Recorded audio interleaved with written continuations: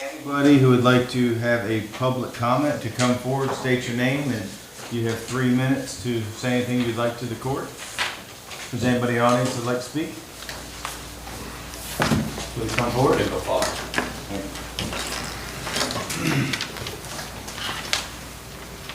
Please state your name for everybody watching in TV land. All right.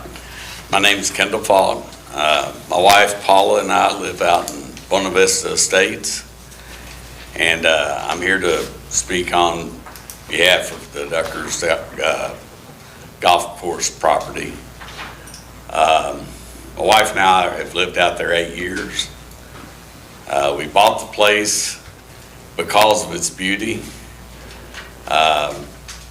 Judge Mueller actually talked to me last week and told me about plan that he intended to propose, and a kind of a compromise plan that would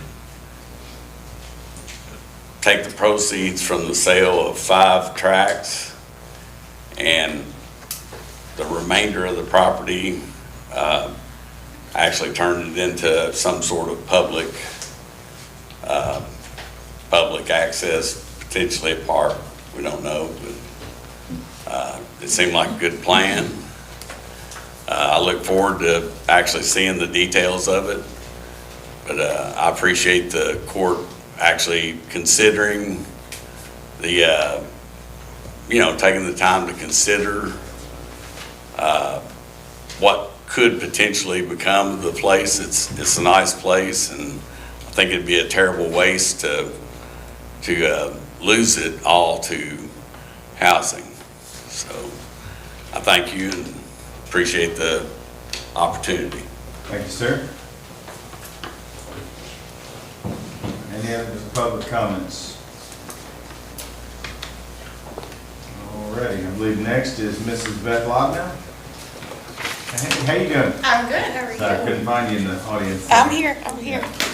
I'm Beth Laudmel. I am currently serving as the board chair for our Boys and Girls Club of Frankfort. And I want to thank you for the opportunity to come speak with you tonight. I'm part of a very passionate group of people in Frankfort who are committed to enhancing the future of our community's youth. We wanted to discuss with you all tonight the urgent need to bring a Boys and Girls Club to Frankfort. I have a few of my board members here with me as well. Robin Winkfield, she is our secretary. Frank McClavick is one of our members at large. A few of the other board members, EJ Fields is serving as our vice chair. Andrea Turner as treasurer. Marion Hayden as a member at large. And Kevin Austin also as a member at large. Our goal with Boys and Girls Club is to provide more than just a place. It's a beacon of hope and opportunity for our young people. Provides a safe environment where all children and teenagers can learn, grow, and thrive through educational programs, mentorship, recreational activities. It is also our hope to have a youth shelter there as well. It is a place where who you are, where you come from, or the circumstances that surround you don't determine your access to experiences or opportunities. The mission of the Boys and Girls Club of America is to enable all young people, especially those who need us most, to reach their full potential as productive, caring, and responsible citizens. Frankfort holds a very unique spot as we are one of only 2 state capital cities who do not have a Boys and Girls Club. And to us, this is not just a statistic, it's a call to action. And our youth deserve the same opportunity for growth and development as their peers across the nation. So I'm proud to stand before you today to say that our board is established and we are starting the work to make this a reality. We will need a lot of help along the way, and we have just started laying the groundwork. As just this past week, we held a community event that was attended by about 25 members. We had lots of great discussions, lots of great brainstorming on next steps. The need for a Boys and Girls Club is undeniable. Our youth are facing lots of challenges ranging from academic support, positive role models, and safe recreational activities. We can address these needs with the Boys and Girls Club. Our commitment is strong. We're ready to begin our journey. However, this is just the beginning, and we would like to request a follow-up meeting with you, our Franklin County Fiscal Court, outside of your regular session, in conjunction with the Frankfort City Commission, so that we can delve deeper into the details and discuss how we can work together to make this vision a reality. Together we have the power to make a lasting impact on the lives of Frankfort youth, and let's give them the tools they need to succeed, to excel, and to become the leaders of tomorrow. So thank you all for your time. I can take any questions. I may not have answers, but we are working on all of them. Well, I just want to say thank you to you and everyone who stepped up to serve on that board. I know it's been talked about for a while, and Squire Sebastian was at a couple of the meetings that I was at too. And there's a huge void, and I think it's interesting that there's only 2 counties in the whole state that are even eligible to open a Boys and Girls Club, and Franklin County is one of them because they see such a need. So that there hasn't been, I think, a Boys and Girls Club open almost like in decades, or it's been a long time. So I think that just shows the importance of it's needed here. So does anybody have any questions? I'm sure we'll have much discussions later down the road. Thank you very much. Absolutely. Thank you all. Okay. Now look, I don't even have to call them. They're so excited to get up and present in front. How you guys doing? Doing wonderful, Judge. That's great. It's good to see you guys. Thank you. Please go ahead and tell everybody your name so everybody knows. My name's Carla Carter. I'm the fiscal contact and the family consumer science agent at Franklin County Cooperative Extension Office. Sherrod Jackson. I am currently serving as chair of the board of directors for the Cooperative Extension Program. So the Franklin County Extension District Board met on August 22nd to set the tax rates, and we decided to go with the compensating rate for real property, personal property, motor vehicle. We did not go with the optional tax rates for aircraft, documented watercraft, and in-transit inventory. And we also wanted to take the opportunity to express our gratitude for your support and acknowledgement of our service in the Frankfurt farming community and the local community as we have endeavored to provide services for both families and children. We look forward to your support in the future. Thank you very much. Yes. Alrighty. And if you have not had a chance to stop by the Extension office, we are making great strides. We have now installed solar panels on our roof, so we will be able to assist Franklin County should we have an emergency and disaster. Does anybody have any questions? Thank you for what you do for our community. Very important. Thank you. Thank you. Have a great evening. Thank you. Alrighty. Next. How's Jean doing tonight? I'm doing great. How are you? Good. So this is about the library district. Yes, I'm Jean Rourke. I'm the director of the Paul Sawyer Public Library. And you'll see that, you should have gotten something that looked like that in your packet. That's our year in review. This, I can finally say that we're hitting and surpassing some of the pre-COVID numbers. So people are coming back into the library, using it a lot, and it's really wonderful to see. So in response to that, the board on August 13th set our tax rate not at the compensating rate, but 0.1% lower than that. So the board set our rate at 7.6% for real property and tangible property. And motor vehicle is always 4.9%. So we are trying to be responsible with taxpayer dollars and taking those small cuts when we can, because we've managed our budget very well. We are in good financial standing, and we want to give that back to our community. So. We appreciate that. Any questions for Jean? We thank you for everything you and your staff do for the community. Very important. Thank you. All righty, next I believe we have a jail presentation. How you doing, Jailer? Hey, good. How are you guys? Good to see you tonight. Good to see you guys. All right, I have my quarterly report for you guys. I think if we'll go to Andrew, that'd be great. And one more, sorry. So our staffing levels, I am very, very happy to say we have 41 people that are employed. We have 3 in training right now, and we've offered positions to 3 others that will start their training in 2 weeks. They had to give 2-week notice to their jobs. We have, today I have, oh, that's not up yet. My promotion of Sergeant Dutton was promoted, but I have to wait until the end for that. Okay. Next, our SAP and SOAR, we are set to open October the 1st, providing that our RFPs are approved tonight. And we have got their uniforms, their bedding, all the security cameras are installed out there. The needs are still the insulation, the concrete repair out at the outdoor recreation, and we're also needing to get 4 new picnic tables, and we've priced those, and we found a couple things that will be weather resistant and under $200 each.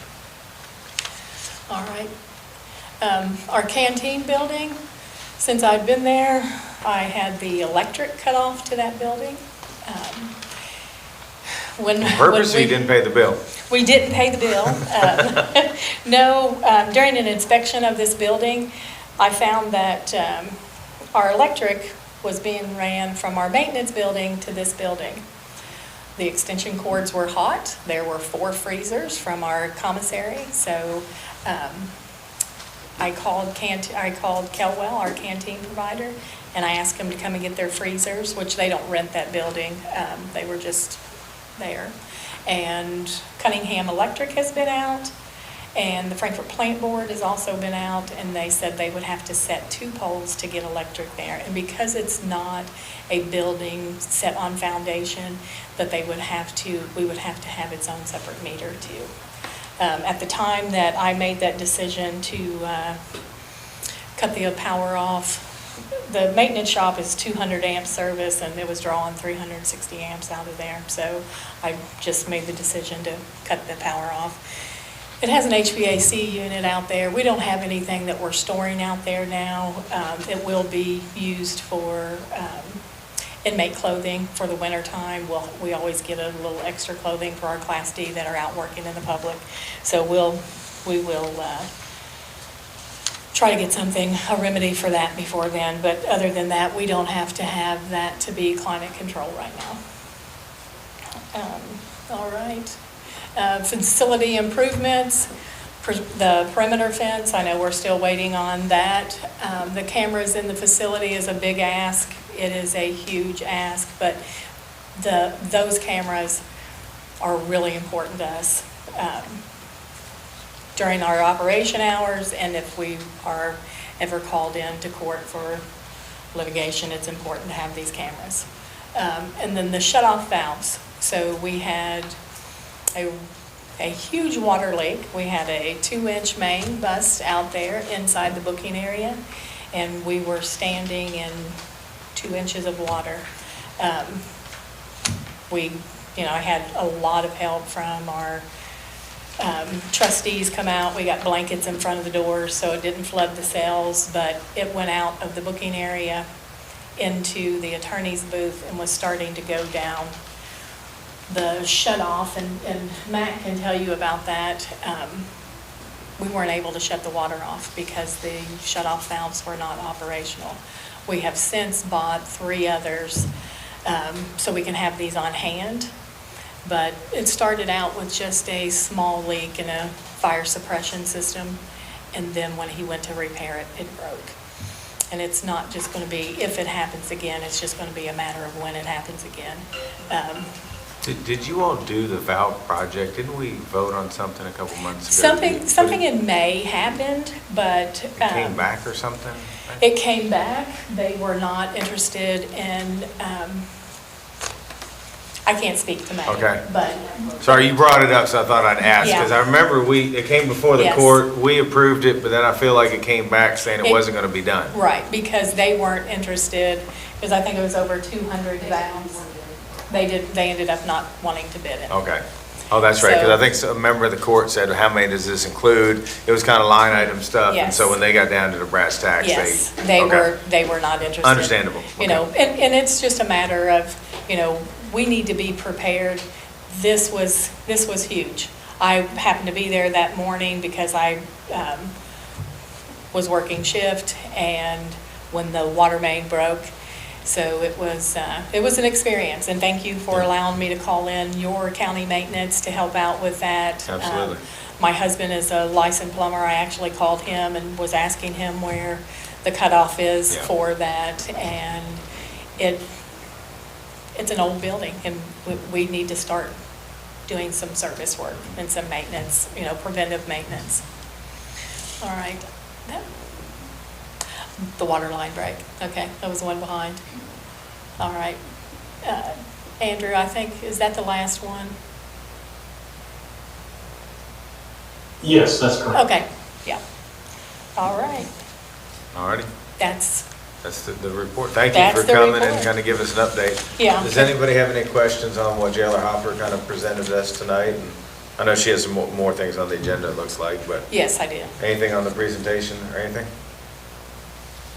Okay, All thank righty, you. thank you. All righty, next I believe, hey Duke, how you doing, buddy? Doing well, how are y'all? Good. I'd like to start out tonight with just to update you on what the road crews have been doing. We got the Mill Road, our part of the widening project done last week. We're kind of waiting on the contractor, the building contractor for the hotel to put the curb and gutter in, and then Mays is gonna come in and do the blacktop for us. So we've got our part of it pretty well wrapped up. And then we've been working on Union Ridge and Sulphur Lick. We had several cross culverts there that was in bad shape. Hopefully we'll be paving it soon, so. You could have a crew just doing culverts every day, couldn't you? It's pretty much a crew every day doing it. Wow. For the most part. That's a lot. But we had a couple pretty good sized culverts on Sulphur Lake, 36 inch that Oh. we had to replace, so. Last couple of days we've spent redoing head walls for those culverts.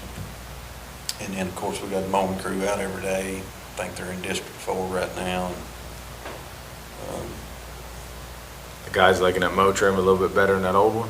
yeah, it hadn't been run a lot. We've got it in the shop today. We're trying to do some stuff to protect it. Like the cab is just plastic, so we're putting some expansion metal on top of it to protect it. Just a couple of things that need to be done before it has been out, but we brought it back in to do those things once we got our supplies, so.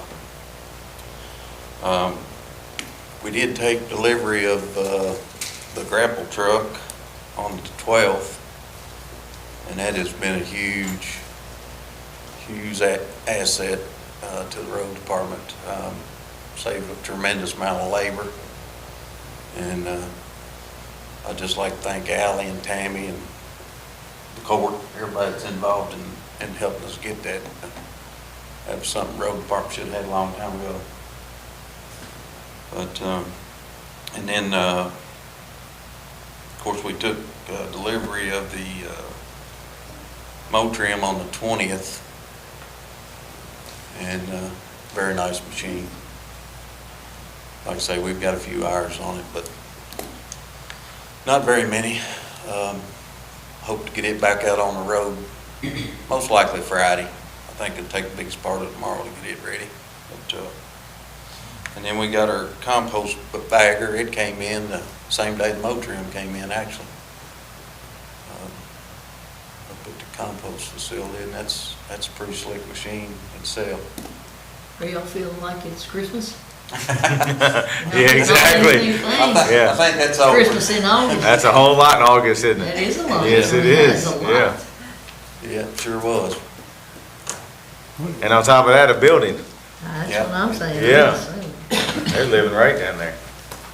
Squire, do you have a question? Yeah, I do. Go ahead. What are you, if you can go back to the pictures of the mow trim, what are you doing to improve the structure of that cab? Just putting It's already got some metal around the it top. does, Looks but there's two parts of it that was wide open. Sheet that- on the top of it. Yeah, on the top of it. And that thing throws in big limbs, and I was afraid it'd bust the plastic on that cab. So that's up there is just a, Yes, Tube we're just in. putting like expansion metal over the top of what's still exposed, just to protect it. expanded metal, not using sheet Uh-huh. metal. Yeah. And then making a little protective covering to go over that valve body on the back of it there. It gets a lot of abuse as well, so. Just trying to protect it from How big a limb will that cut, or a bush, or whatever you wanna call it? pretty good size. Yeah. Okay. I mean, 4 or 5 inch tree. It's a nice piece of equipment. Did that have a ditch attachment too? Is that- It's gonna have one, it's supposed to come in towards the end of the month. On the culverts. I think, well, he told me the delivery was gonna be, Friday, so I don't know, we'll see. I haven't got an official call on that yet, so. We were hoping maybe that old mow trim will fit that Right. and potentially use that as a ditcher. Great. Yeah. And then moving on to the road department, building project, it's coming along now. Actually, I think I told the judge they were gonna pour that concrete tomorrow, they poured it this afternoon. There you go. So, And then that's the one change that's the order. repo. That's the change They order. had to tear it out and redo Yes. it now, so as you can see, it's being poured to right depth this time. Yep. But, and then on the inside of the building, they're putting in the radiant heaters and the plumbing. All the garage doors went up last week. As soon as they get the walk-in doors installed, it'll be pretty much sealed up for the most part. And the mezzanine's poured too, right? Mezzanine was poured week before last. So they're up there now running their plumbing work that needs to be run. And then looks like coasting is scheduled to start on the 2nd. Start putting some rock down and hopefully get some base asphalt down next couple of weeks. Are the steps into the mezzanine? They are not. They're on order. About 3 weeks out, they're saying. So, that was as of our meeting we had Tuesday. All right, what questions do we have for Duke? All right. Thank you. Thank you. Thanks for everything you all do. All righty, judges report for August 28th. We've had some committee meetings. Emergency Services Committee meeting met. We discussed the E91 interlocal agreement that we have with the city, and I believe it's in, I think it's about done. Yeah, so hopefully we'll be moving forward on that. We're just waiting on them. Finance Committee met. It was a great meeting. We talked about things like park projects, upcoming RFPs, broadband, the BEAD deadline, tax rates, all the things that we've talked about, and the bank account deposits, things like that. I will say when we're talking about broadband, so there's a little misinformation. So there's a pre-qualification form out now. We were under the assumption that we had to fill it out, but it's not. It's for the installers to fill it out. So I've reached out to a couple of them, and I guess all of them put the areas that they're interested in maybe working with. Multiple ones have put Franklin County in their portfolio. So it's just the prep to get approved. The federal government hasn't even approved our state map yet. So we're still a couple months out from anything happening. So I called the broadband office and I talked to Megan. She said they were just going to go ahead and get this pre-qualification out of the way so they can be ready when everything else is done. So I know it seems like a couple weeks ago everything blew up like we're ready to go, but we're not. So we will slowly be meeting with some companies to talk about, who we want to partner with moving forward when it does open up. So that's kind of where we are. So we're in good standings there. So I just want to let everybody know. Judge, can we have a meeting, really ideally the whole court on that immediately? I was in the conference in Louisville, 3 weeks ago? I was talking with folks there that were representing that there is an option this court could potentially be the applicant and the user of the funds that then could. I asked the broadband office that, and they discouraged that. But I mean, there's an option for it that we can then contract with an installer and get this project done faster, right, potentially. Than I'd like us to all be well informed. Yep. August 7th through 9th, there was a governor's local issue conference in Louisville. I think a lot of you all attended. Sheriff's office, I believe we have some pictures you all have probably seen on social media. I was fortunate enough to go over there. They had a great promotional ceremony. So proud of all the guys, and especially the spouses that are behind all the workforce that we have on our team. But it was a great ceremony. They kept it to about 30 minutes. They stayed on task. But we have a very, very good team there. We should all be proud of our sheriff's department. KSU had a great meeting with them. The mayor was there. Representative Derek Graham was there. I think Representative Pfister was there. We kind of met with the School of Business, and they kind of talked about how they can be more involved in city and county government. They want to help. I know right now they're helping the city with a plan to look at East Main Street to kind of what they need on East Main, so it's more inviting for their students. They definitely have talked multiple times about they need a grocery store closer so they can walk, things like that. And I know there's some industry looking at the old CPS building. So, but they're offering, if we have projects, anything we can think about that the KSU students could help, they want to be involved. So it was a really good meeting. So I just want to let you all know that. Capital Activity Senior Center had a great meeting with Marshall. She came in here to, basically talk about the potential plastic ordinance and how it would affect them. We had a great talk, but then it turned into funding. I didn't realize, I guess, overall state funding has gone down from 14 million to 10 million. There's some shortages, so she's looking at about 300,000 short. So I'm just giving you all a heads up. There's probably going to be a future conversation. She's trying to do everything she can, and her team to figure it out, but she just wanted us to be aware of it, so I'm just letting you all know. Monday is obviously Labor Day. Our offices will be closed. September 25th is our next court meeting. We'll be meeting at 9 o'clock that day because that will be the road trip. We're doing a couple road trips, so if you all have roads or anything you want to look at, send us an email so we can get it on the list. And then also we have Thornhill is having their first learning community meeting. And so I think everyone is pretty well in tune to Thornhill. They're doing some amazing things there. So we are definitely supportive of them. And then tomorrow night, Ally and company will be hosting the town hall meeting about proposed plastic ordinance. It's going to be at the Paul Sawyer Library, 5:30 to 7:30. We're going to try to keep it a positive event, educating people, and we're just going to kind of see what the community has to say, and we'll go from there. So that is my judge's report. Alrighty, we're going to keep moving. Anybody have any questions about our minutes from a regular meeting of August 6, 2024?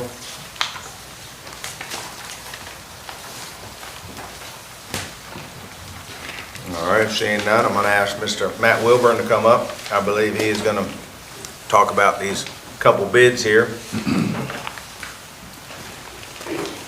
Trevor Hopper, you getting up too, or just Matt? This is Matt? Okay, just want to make sure. Didn't want to leave you out. Perfect, perfect. I'm good with that. All right, Matt, so the first one we have is the foam insulation.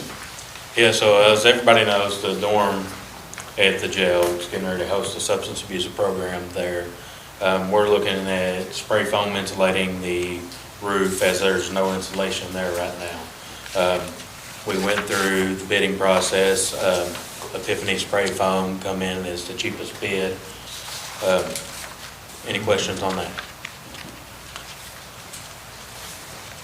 All right, so let me just throw this out there real quick. So this, just to be transparent with everybody watching and everybody in the court here, so these items that went out for bid must be done if we're going to do the substance abuse program, correct? Yes. So the insulation is important because up in the attic space of the dorm, it's approximately, if it's a 90-degree day, it's about 130 degrees up there.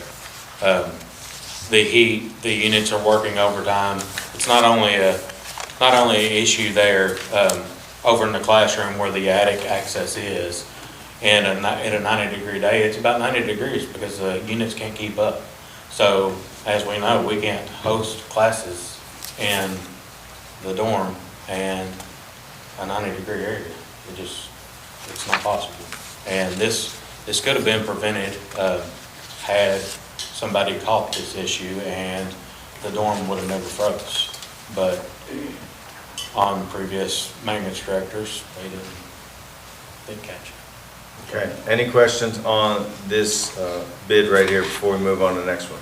Judge, just gonna ask, Matt, maybe you can tell me, or maybe some others can say where we were advertised. I'm concerned generally not just about these, but we're only getting like singular bids on most of our things anymore. I'm thinking we need to do some extra effort to make sure that we go out and beyond. Then I'm assuming just the newspaper, but I wanted to ask where. Yes, local newspaper. Okay.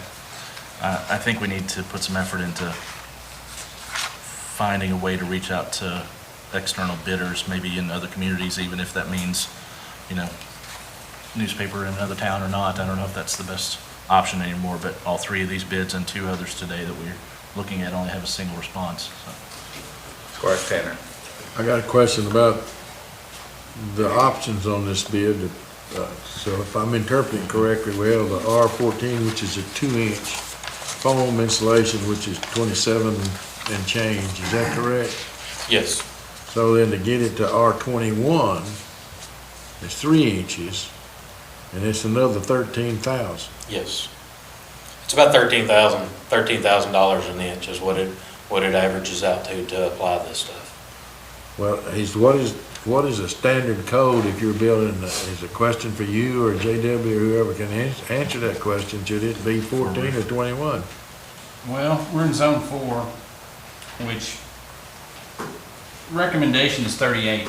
In my house, I got more than that, but I think, 2013 Kentucky Building Code, the 4th edition says they recommend 25. So that question I think would fall towards the building inspector. I know closed cell phone is much more, I mean, the insulating value, our value is an R value, but it does a better job of restricting the airflow. You're sealing, it's a total envelope when you use that, it seals it. And then the closed cell is also structurally stronger. It'll add some strength to the roof. So that question, Richard, I would say, you know, the building inspector. I know 2 inches of foam probably make a significant difference. Well, I didn't say it wouldn't be better. I'm sure 1 inch will be better than no inch. But to get to 25, I think we're looking at 2 more inches. We're looking at doubling this bid. Well, you could stay at 21, which is a 50% increase, all right enough. And I'm not saying do it. What about the paint? Is that required? We don't have to have it because there's a drop ceiling in there. Yeah.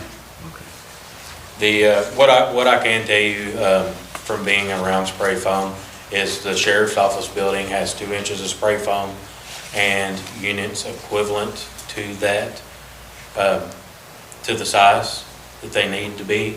And 2 inches of spray foam them units have no problem keeping up. It will freeze you out of the sheriff's office building. So I think 2 inches of spray foam would be plenty because those units, there's 5 units in that dorm building. They're huge. Them outside unit packages are no joke. They put out plenty of air. If you all are recommending that 2 inch, but I'm satisfied it'll keep it cool, but would it not cut the cost on the energy cost to run those units, even though they'll work? It could potentially save it. What did Y'all can be satisfied, I can too, because you're talking the about. spray foam 27 company, versus they 40. recommended the 2 The inches? spray foam company recommended 2 inches. They said 2 inches should be plenty. I'm probably okay with that, 'cause that's what they do for a living. Matt, can you elaborate, you know, we have a building that has in-gable vents and soffit vents, perforated soffit vents all around, and am not supportive of the spray foam still. I'll say I think there was another solution that would be much longer served and better served to us to do, but I won't stand in the way because we have time-pressing issues. But how are they going to deal with some of those things, or how do you plan to deal with some of that? All the gable ends will be spray foamed down to the ceiling. All the soffit vents are covered over. They're prepped for spray foam. The spray foam will attach directly to the soffit vents. Now, it's going to be a completely enclosed structure. So we need to think about some venting or some moisture. They concerns, recommended anything? just open the vents back up that I currently have blocked off to keep the hot air from going down into the common areas of the dorm. They recommended opening those back up and letting some of the cool air up there and the heat from the winter, and we should be good. The total envelope, you no longer need a vent. Exactly. You mean the old HVAC vents? Yes. That were replaced and, okay. Yes. They left the old HVAC vents in the ceiling when they were replaced with new systems down the middle of each room. Okay. Let's go to concrete, please.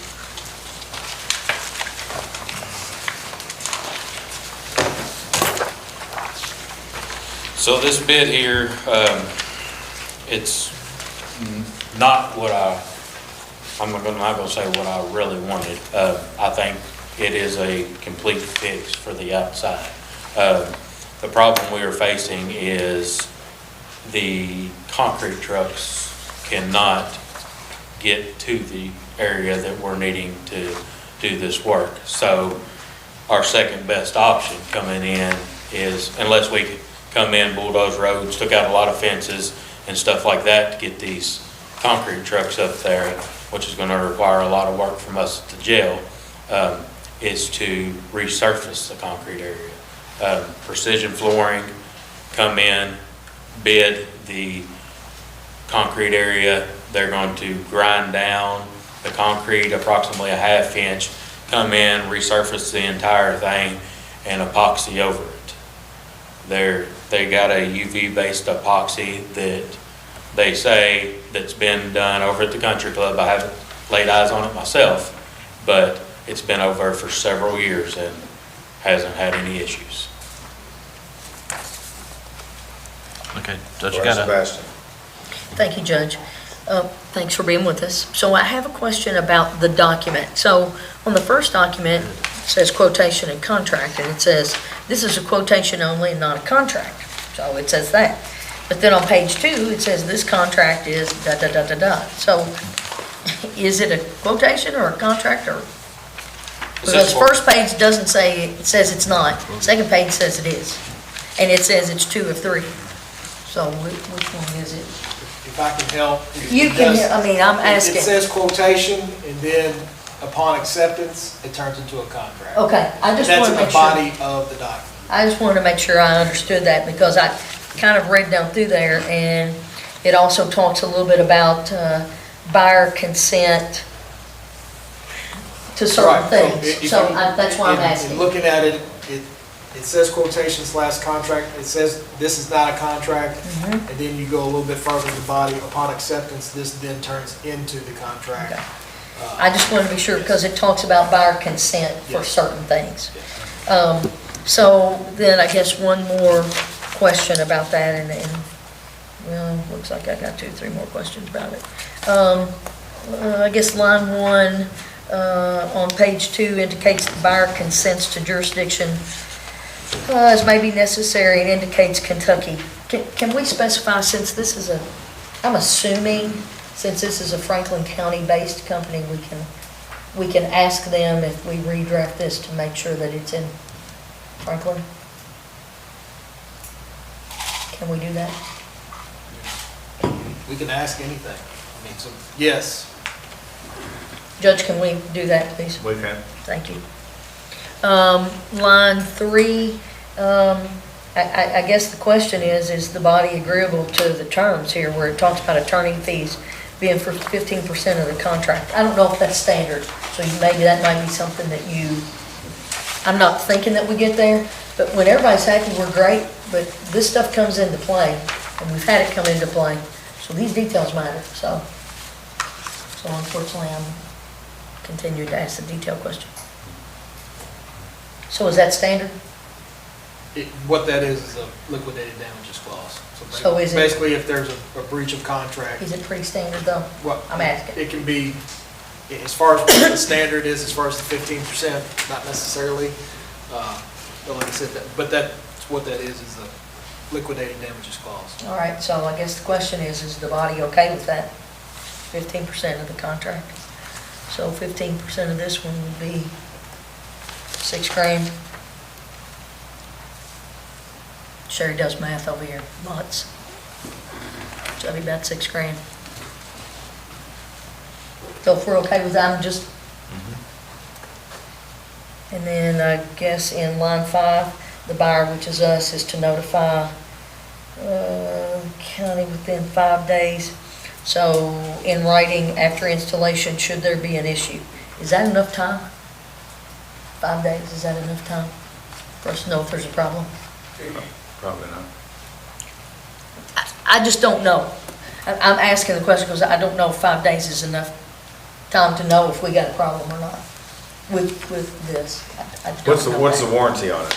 I can tell you this, they have asked me if there's any issues in the showers that they put in. Mhm. They're already willing to come back and fix any issues, and their quality of work is maintained. There's no issues in the showers even, so I feel confident that their work will satisfy us. I'm only asking that because both of these, 4 and 5, the terms are the same. So if we're okay with kind of how this is unfolding, then, you know. I think personally, the epoxy stuff I've been around, you're gonna know right away if it's good or bad, by the time it's done. So, I mean, I We just think. want to make sure because it turns into a Yeah, so, contract once we. So what is the warranty? I mean, is it 5 days? If you pour concrete, it's gonna crack. I don't care where you pour it. Granite crack. Yep, It's gonna crack. bingo. That's my, you're stepping it out for 5 me. days, but it's gonna crack. You're stepping it out for me. Thank you. Judge, larger question here, if I could. We advertise for concrete replacement. That's not what the bid is for. I'm concerned we need to re-advertise for this option then that this is not a legal contract for us to review because it's not what we advertised for, even though it's what we got back. There are concerns with this, but it's nothing that's so immediate after my review out there that we can't take some precautions, that we can't bid this again, because I don't think we have a legal contract here because of the way we bid this. Max, what are your thoughts on that? Was the advertisement general enough that people could bring alternatives to? Go back and look at the advertisement. The advertisement says removal and installation of concrete, period. This is a sealant coating, epoxy coating system that's totally different than the advertisement that we had. I thought we were gonna put somewhere in there, just if people had other solutions to the That problem. was in the bid worksheet. So that's in this advertisement here somewhere? No, I the don't bid see it. worksheet there to contact us and to reach out for the bid worksheet. I see what Squire Wisman's saying, so I'm just wanting to make sure we're covering ourselves. It was a because- comment that I made when we sent this out to bid, that I wanted it broad enough that we could have that, but I don't see that it made it into the final advertisement in the Okay, paper. let's let them Right, speak. because we did add repair, concrete repair to that. And if it didn't make it, I know that is what we discussed, was concrete repair, concrete or repair, and/or repair. Yeah, because I remember talking about that. Yes. Yeah.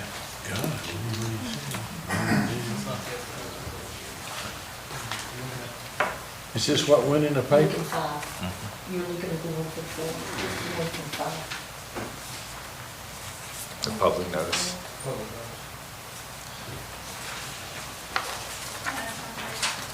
You need to look at all the both. You know, twice. At the moment, my opinion is we need to rebid this, if that's gonna be the option, and put it out a little further ideally too, but just from what I'm seeing here, that's my opinion of how to go forward at the moment.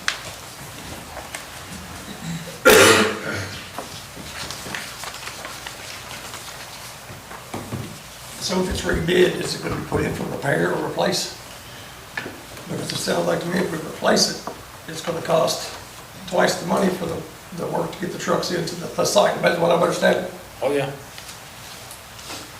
I think the biggest thing would be getting the old out, because then you can Yeah, that's what I'm saying. line pump it in, Right, which right. wouldn't be that big a deal, but it's getting. I haven't seen the site, Yeah, you said yeah. getting in where it's at. It's on a hillside with very limited access, Yeah. unfortunately. The maintenance building has kind of been built around it, so there's limited can't access. pump this in. 2,700. You can't pump it Pump in? it in, you You said can pump get it. the old out to pump the new Getting in. the old But you out still is- gotta get the old out. But we're guessing, because we don't know what to go for. We'll let the county attorney review it.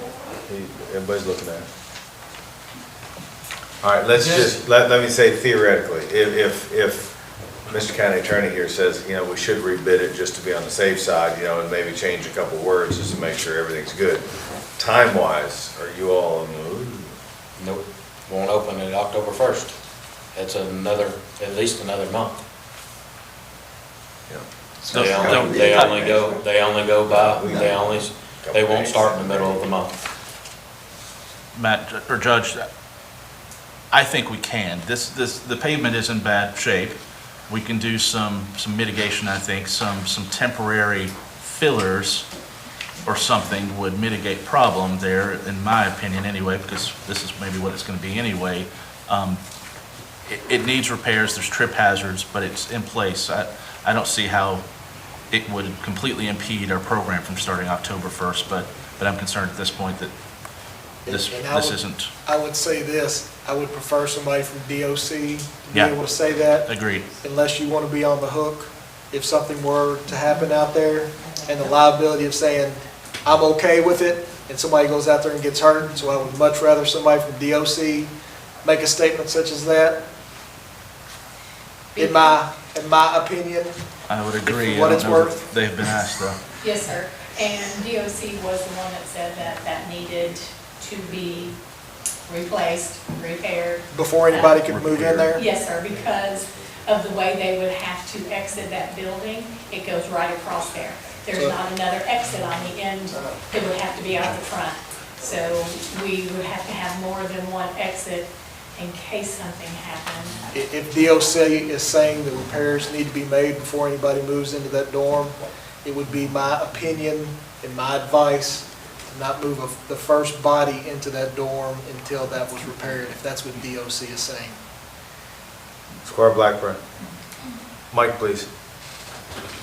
Thank you. Matt, what do you think caused the damage in the first place?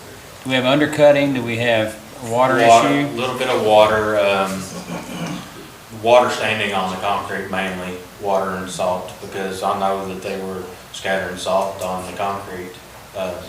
So the grade was incorrect. I'm thinking in my head, you may have mentioned there was some undercutting on the backside, on the hillside of it. Yes, Has there's that some been- undercutting some of on that the been- backside. Has that been fixed? So I investigated in that a little more. There is, when they re-poured that corner right there, they put a kind of a footer underneath the concrete so it couldn't drop anymore. The ditches are still down there from where there was water runoff, but do I think it's gonna cause much more of an issue? No. So is there any downspouts or water directed on top of that concrete from buildings or? No. So it just needs to be, Are we when they talking grind it, flaking if they grind it, salt? they need to grind a positive grade on it. We're not talking Then cracks it'll and work. breaks, we're talking flaking. No, we've got cracks, So it's we've We're got talking Heaving. I think there's holes, that that's have what we're talking. made their way into the So concrete. if they with this resurface deep. that down a half an inch or an inch and re-pour over top of it, they're saying that's gonna fix it. Yeah, it's, We fill holes in They it. got grind. it's kind of hard to explain how they fix these areas. You almost have to see them do it. They have like a bonding agent that they put down in there, and then they come back and it's like straight cement that they pour in there and mix, and then they go over an epoxy over it so none of the weather and materials can get over it. What I think, I've never, I've never had any luck pouring concrete over concrete, is what I'm saying. Well, I've done it numerous times. And the number one concern for me is if that concrete doesn't have rebar or some structural thing in it that's going to keep it from moving, and there's already a crack in it, what's going to cause it, a half inch of whatever. No, I'm with you, that's what I'm saying. And then getting a positive grade where we have the water flow off of it so it can't have a possibility of ponding and forming. And I know these guys. These guys do crazy good work. I think we probably couldn't get anything better in this area. But I'm still, have concerns. my, Oh, I'm sorry, yeah, I'm thinking, sorry, go ahead, Squire. I think the concern that everybody's thinking is how do we make this legal? Can it be declared is it legal to authorize this under the way it was advertised or not? Yeah, can we get to my initial question? Max, let's go ahead and. Am I looking at it? I don't believe so, the way it's You worded. don't think it is? Right, in the bid itself, it talks about, one is a kitchen project that talks about the removal of tile and the replacement of the floor. The other one is specifically Yes, for the different. dorm, and it specifically says concrete. So Yes, there's it did. two. Is there any way we can accept this bid by declaring it an emergency? But is it truly an emergency? It's not an emergency. Make sure Just people are ask. safe. Yeah. I would hate Wait to a squint minute. my eyes and declare something an emergency, to make Yeah. it fit into an emergency I wouldn't category. kind Even of if want my we had name on that. Especially because we're sitting here having this conversation. Yeah, even if we potentially had to have maybe a special meeting or something like that. Well, that's what Jack and I was looking at as far as even if we said, let's put it back out for 7 days and re-advertise it, because the way our newspaper is, it won't go out till like next Wednesday. I don't think we can get it in Saturday's paper, or we could do a 7-day re-advertisement, and potentially still pull it off with a special. Just Is to it gonna be prove it. repaired or replaced though? That's the, Well, I think if you read in here, they're repairing it and then sealing it all with that material, it looks like. But I guess it would depend on the bids that were received, and so we don't know what bids would be received Yeah. and what the scope of work would actually be, if it would be, say, nobody bids to repair it, they only bid to replace it, that would probably take longer to do than Could we, I'm no construction expert. right, Go ahead. so if we put it back out in the paper, what timeline are we looking from advertising to back before the court? Well, that's what Jack and I were just talking about, because I don't think, well, can we not get in for Saturday, tomorrow morning, early? If you get it probably before 9 a.m. If we tomorrow. could, we could potentially pull that off. potentially get it. I tried to put it in 2 days before and they wouldn't Yeah. go for it. We might be able to call. Are we going to meet September 11th, Judge? We're talking about it, and this is another reason we might then, because we could pull it off. I gotta go with that. September So, 11th? So we have Thursday, Saturdays, it'd be due, if it went out the 30, it'd be due on the 7th. Yeah, I mean, we could, but then that's only giving a contractor 2.5 weeks to do all their work. And in my world, in my previous life, you got contractors sitting around waiting to do a job, he maybe not the best contractor, It really depends. being honest. So the kitchen project, the same contractor is going to be doing the kitchen project. My estimated timeline, he's probably going to be in there for 2 or 3 weeks because there's a lot of tile to remove. So this is the same company that's doing, Yes. I'm following now. I was wondering where the kitchen thing came from, okay. I'm catching up. So, I don't know, Max, what do you think? So you're saying basically it needs to go back out to bid because you don't feel like it's That's true? what I heard. Yeah. All right. I'm just cutting to it, so why don't we call, we'll call the paper tonight or something, or first thing in the morning. Yes, sir, that's, yeah. If you all could work on the new verbiage, I think you all know what it needs to be, and then we'll do everything we can to get it in Saturday, and then it could be due the 9th, and then we'll go from there. I think that answers that one, Judge. Let's Is move that on. okay with the court? Yes. Everybody okay? Yes. Okay. We'll work together, to try to get that one done, okay, guys? All righty, let's go to the next, oh, here's the next one, go ahead, sorry. Watch the floor.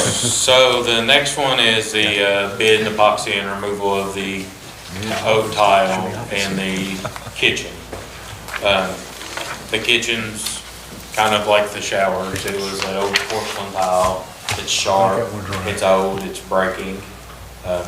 It's causing a kind of almost a quality of life issue, keeping the crevices and stuff clean. So we don't have no issues with bacteria and stuff building up like that. This contractor was the same one that done our showers. We're gonna have it done the same way that we did the showers. Go through, bust out all the tile, with the help of some inmates. We're gonna go through, re-level the surfaces, resurface the walls, move all the appliances out and around, whatever we need to do, and epoxy the whole kitchen. Do you have floor drains in that kitchen? Yes. So, as we're talking about all these, I want to remind the court, and is Amy in here? Maybe not yet. She might be hearing me and come in, so. She's on Zoom. Okay, thank you. So to my knowledge, just so the court realizes, the spray foam and the concrete, I don't believe are in the budget. They are not. Now, I think the kitchen is, because we talked about that, because that, y'all been getting dinged every year on that. Yes, So exactly. that is in the budget. The jail correct? inspector, Yes. And that came in been hitting us about pretty hard. where we over that wanted kitchen. it, so, okay. So this one here is in the budget, In okay? my recollection, Judge, I think we had 100,000 even budgeted for the kitchen, and we're Amy coming probably flying under here, but yeah. 15,000. I think it was If I about, recall. I think we put in like 85 or 88,000 No, I was thinking it was 100. is what we Yeah. budgeted for. Yeah, And the thing is this is pretty close to that. yeah. The Yeah. bid that we got, basically 85, and it's Yeah. kind of right on the mark. I think that's about But where it the other was. items The other items in are the- not, Being in the but, finance committee are not in there. right. I've got a note about the expenditures, and where we're pulling money That from. estimate for repair, it's gonna double, triple they have to remove. So when you're looking at, I mean, we don't know. you know. I will tell you, I invite every one of you to come out. It's not a bid, bro. If you're doing that county field trip, come out and look at the area that this concrete's located at for the dorm. You'll be very surprised. Can we take a quick step back, actually, Matt? I wanted to ask you there's another exit door on that dormitory of that back that we Yes. looked at. that I'd really like us to find. It currently just steps off into grass and 3 or 4 feet down, that we need to make a We're gonna pour. legal egress we're gonna there pour at some a point in the near little future too. A that little that's gonna- step right there. It's on the front lower side. That needs to, if we need to maybe include that as part of the bid, we might as well go ahead and do. You could probably do that. Or Yeah, I if you can do need to. that. That's but nothing. That reminded me. Related to this, Judge, have, maybe for Jailer Hopper, how we can, at a 3-week time frame. I thought when we discussed this kitchen project before that there's a fairly quick turnaround. I'm really concerned about prepping and giving out meals if they're gonna be in there for 3 weeks. Can you all relate how we're gonna manage that? So working with the food service director, DOC standards says that we have to provide 1 hot meal per day for each inmate. So between the kitchen director and everything, we're gonna work around, move stuff around as we need it, work in one area at a time, try to divide it up into 4 areas. That way they always have access to use the equipment they need to make a hot meal for the inmates. It concerns me about a construction environment and a food preparation environment. I'm just, as I'm thinking through this, and forgive me for talking things through, but I wonder if we explored another option that was an external to provide food for a period of time, if we couldn't expedite the whole process, if we can have that conversation with the contractor, and then if we need to do that, I would rather do something like that than take a chance on some tile chips going into food accidentally or something, but So I don't know if we've had any conversation. Our current vendor for our commissary, they do that, but they do it in your kitchen. I don't know anyone local that would prepare our meals, over 300 meals a day, on short notice. Yeah, we run anywhere from 200 inmates to 260, 270 inmates, and at a very short notice, that could change at any time. So that would be a very hard. I had thought it maybe would have been beneficial to have done this during the summer while school's out, to use one of the school cafeterias or something. I don't know, but it just concerns me. I don't know how to manage that. Our inmates we have trustees that are cooks. So to take a trustee to a cook being a local inmate, because local inmates are allowed to be our trustees because they don't leave the facility. So taking trustees to a school facility would be a That's not very what I'm big suggesting. I'm security just saying I don't know what the solution is, but I'm just saying as we develop this project that I'm concerned about that. Okay, go ahead, Squire. Make sure on, 1 hot meal a day can be any of the 3, would that be correct? Yes. The other 2 meals then will either be sandwiches of some sort, probably. Yes, it'll probably be a sack lunch. So it'll be a sandwich of some sort, chips, drink, apples. Can they rotate around, for example, Restricted. 100 sandwiches and 100 hot meals Yeah, they can do at the same time? He can do whatever he wants, as far Well, I as don't know. as far as that goes on that. What I'm thinking out loud here is worthless, really. I just want to know technically is it's sandwiches for 2 meals and a hot meal for the 3rd one. Yes. All right, well, Amy's here, I'm gonna go ahead. Amy, could you step to the podium, please? So the conversation has had that number 5, the kitchen stuff is in our budget, and I believe it meets the budget line item. The other 2 agenda items are not. Right, and I did reach out to, do you want to address it, or do you want me to? Okay. Just of my concerns, because with these expenses and the average of what the jail has spent on a monthly basis, I think we could potentially be short almost $50,000. And our response was that they have some other smaller repair projects that have been needed to be made that were not anticipated. So eventually that average will go down. There's a possibility of moving some money from another line item, but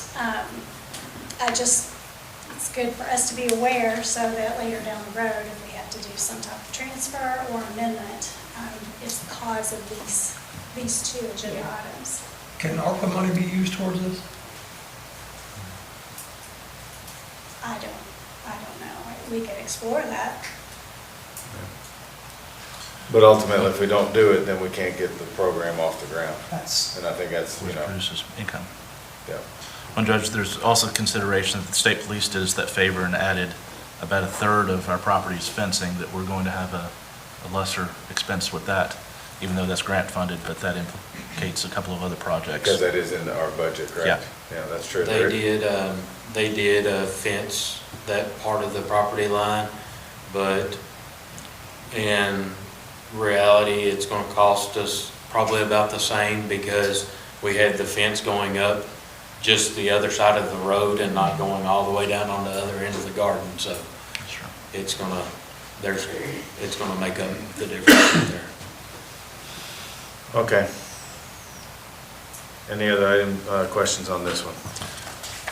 Yeah, Judge, just some of the same things that Squire Sebastian brought up about the contract. I have some concerns about that too. Local courts, ideally, the attorney's fees and the 5-day notice, you would seem to think that, particularly with some of these epoxy, although it's already been proven that a longer period of time, once water and traffic gets started on some of this kind of treatment, that we would want a couple of week turnaround to report any problems for repairs. So I prefer to see that like 14 days at minimum, that 5, but. I'm fine with that. And I can tell you, in looking, this company, its principal place of business is in Franklin County. So it is a Franklin County company.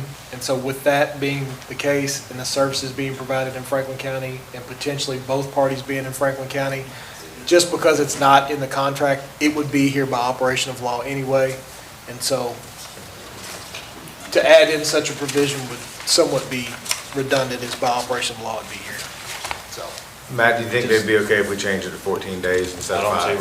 I don't see why they'd have a problem with it. Okay.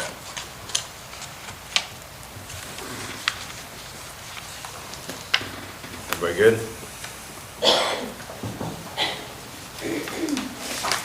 All righty, I guess. So I just want to make sure we're Yep. gonna pull tab 4, but we're gonna proceed with tab 5, right? Yes, that's how I understand it. I'm just making sure we're Yep. all good. Judge, should we not take a motion to reject this bid instead of just tabling it because it doesn't meet what was advertised, and then authorize the re-advertising with the edits that Do we've it at made? the voting session? Yeah. We need to authorize the re-advertising of it. Yep. That's fine. Good. Yeah. Matt, thank you. Thanks.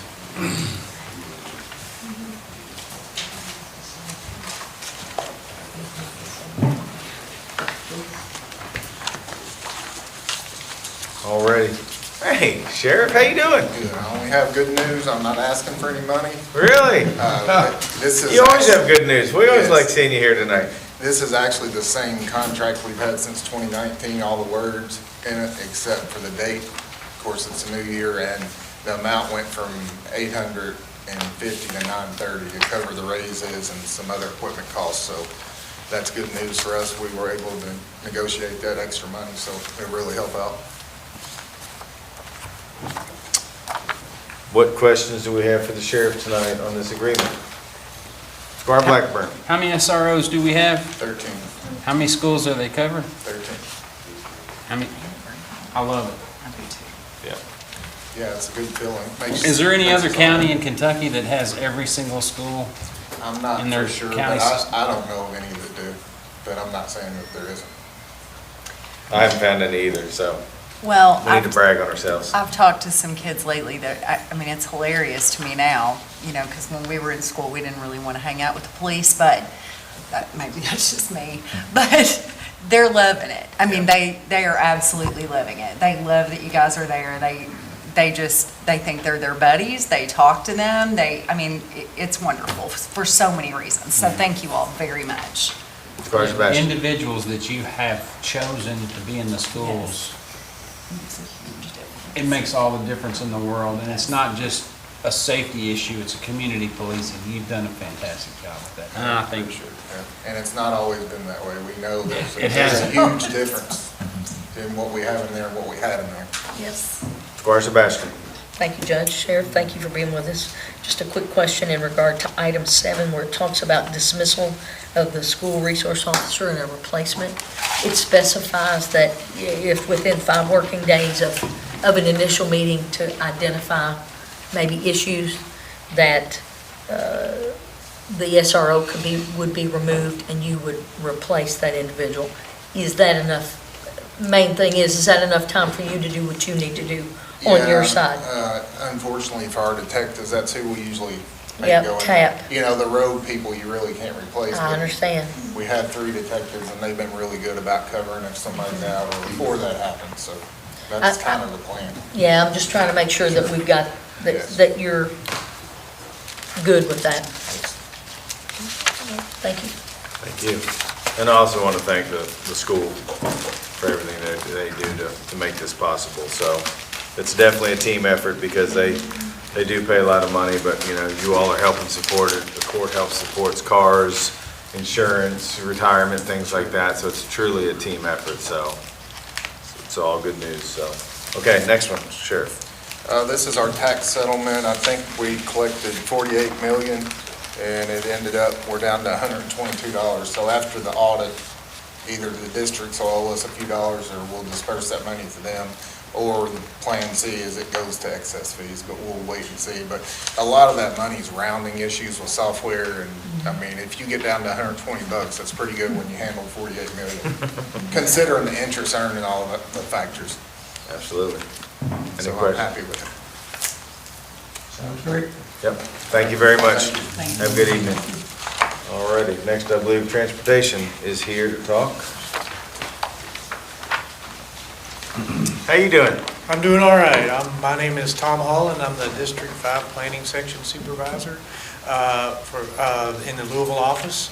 And our purpose of our visit today is to talk about our rural secondary paving program and to get the court's concurrence.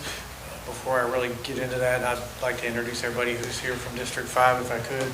We got Larry Cheney, who puts the program together with me in planning, Jeremy Shaw, who also works with me in planning, and we got Mike Dees and Scott Tipton, who are maintenance and construction folks here in Franklin County, and then we got our Chief District Engineer, Matt Bullock. Okay, and like I said, the purpose of our visit is to talk about letting you know what our plans for resurfacing are for the rural secondary roads in Franklin County. And I just wanted to take a moment. The agenda item's a little different than that. It says something about execution of a rural secondary program agreement and accepting all roads and streets referred to therein as part of the county road system. That's a little bit different than what we really are planning to do here. Hopefully you guys are okay with us continuing on with our agenda item. You're fine. Okay, all right, well, I'll carry on.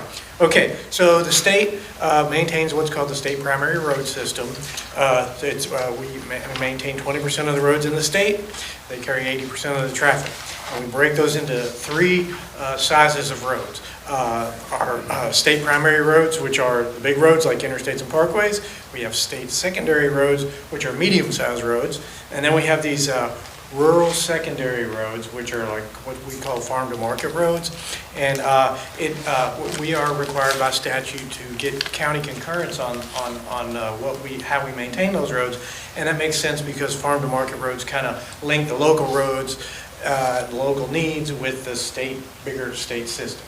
Okay, and so basically what I do is kind of give you an idea of what we did last year and how successful we were, and then I'll give you a feel for what we would like to try and do this year, and then we'll ask for concurrence. And typically, I think in Franklin County, you guys give us a resolution if you agree. And of course, you can ask questions if you like. So basically last year, our goal was to do a resurfacing project on Kentucky 1517, which was St. John's Road. That was 3.7 miles of just resurfacing, and that project is complete. We didn't finish all of that road, but we'll get into that. For this year's program. We're going to try and finish that up. Okay, so I'm going to walk through this long sheet, which hopefully is in your all's packet.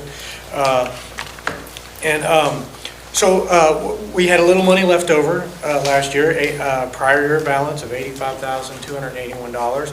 And every year we get an allotment, an initial allotment, and that's $885,628. So we combine those funds, and that's our budget to start with for the year.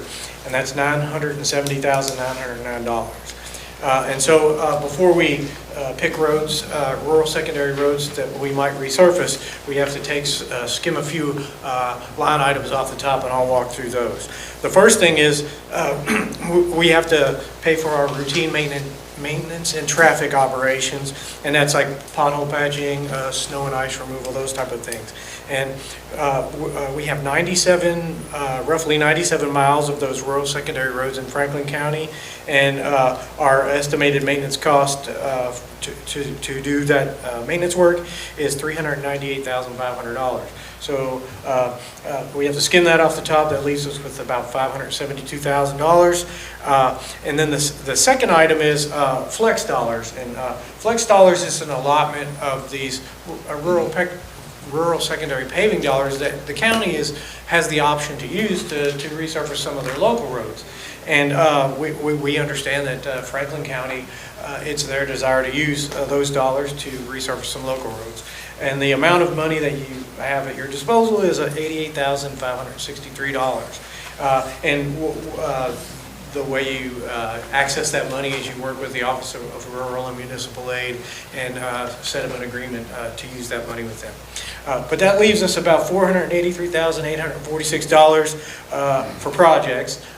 There is one other expense, a county judge expense, and on the legislature stopped giving that out. It was a $4,000 expense that was given to the county judge each year to help participate in the program, but they're not doing that anymore.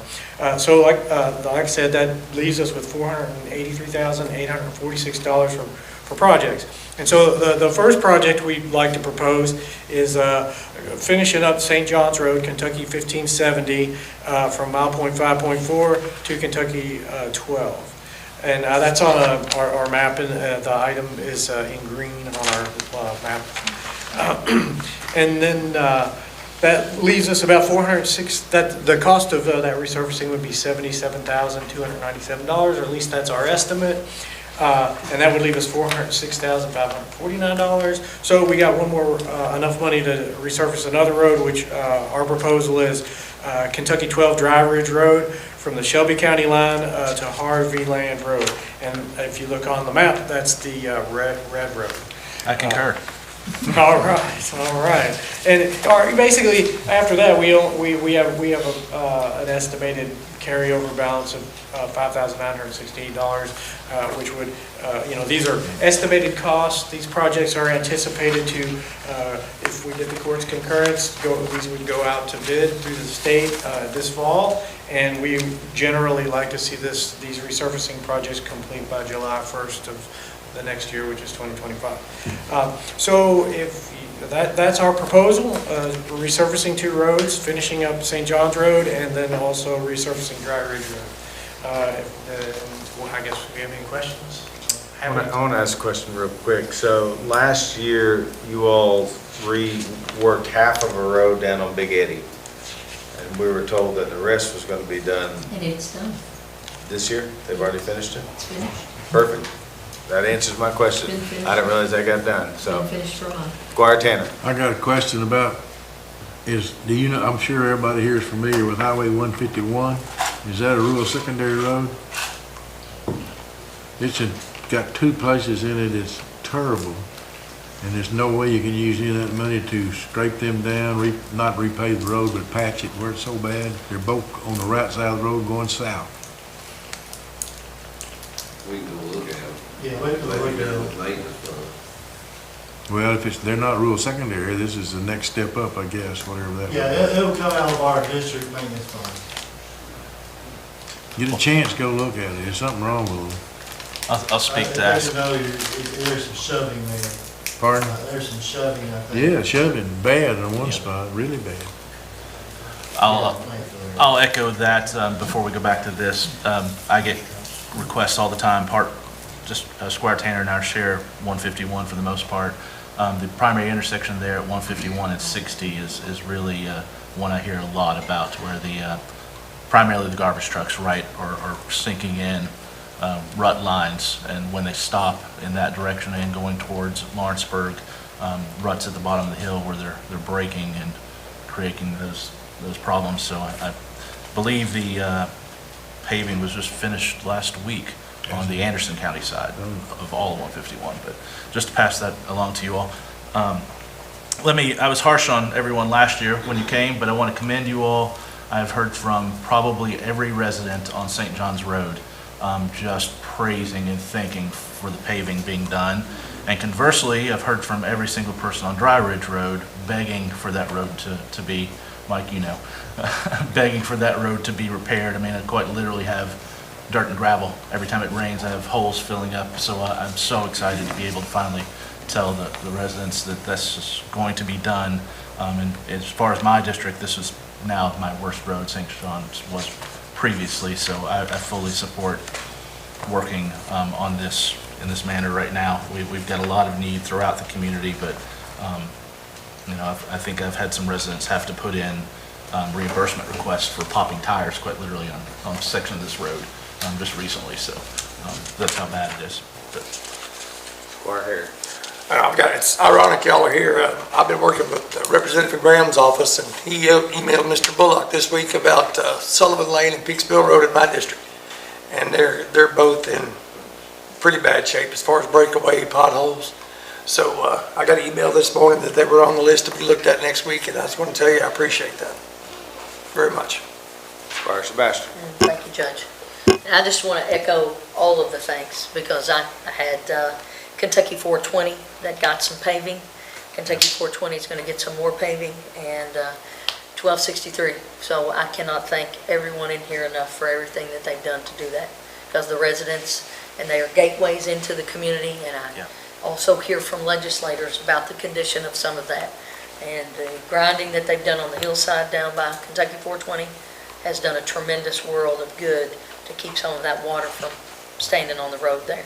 So again, thank you. I love to lavish praise. And I have lavished a lot, and I will continue to do so. I truly appreciate it very much. Thank you. 1262 and 1900, are they considered farm to market roads, or are they secondary? Farm to market? Right, okay, all right. Go ahead, Squire Wilson. Judge, just one other thing. I want to thank you all. I've been trying not to bother you, all of you. I think I've been making phone calls to most of you for when I hear from my constituents, and there's a few of them that I talk to twice a week about Dry Ridge, so I'm excited again that this was going to happen. But I would be remiss if I didn't mention Bridgeport Benson Road. We have an issue there with a culvert that's collapsing, and I'm concerned it's getting to be a safety hazard in the near future. School buses and things going over that roadway, we've passed that along, I think, a couple of times, and we've seen it on one of the tours before. That I'm just concerned that if we don't do something fairly soon, I get calls about that quite often. On Bridgeport Benson, turn by the old drive-in off 60, going out. It's I want to say about a mile and a half there. Yeah, that culvert. Yeah, it's shifting into the creek. It's pretty significant, kind of dropping one side of the lane, the outbound lane into Bald Knob is shifting into the creek. I think it's a culvert collapsing. Thank you. Squire Harry, let me ask you, because I've got some emails about the bridge there, covered bridge area there with that roadway there. Is there still issues there? I know we had talked, and I think Duke had called you all out there. Do they keep resurfacing, or is it okay now? As far as I know, it's okay now. The only other issue I have with there is I had a resident want to get some debris cleared out from around the bridge.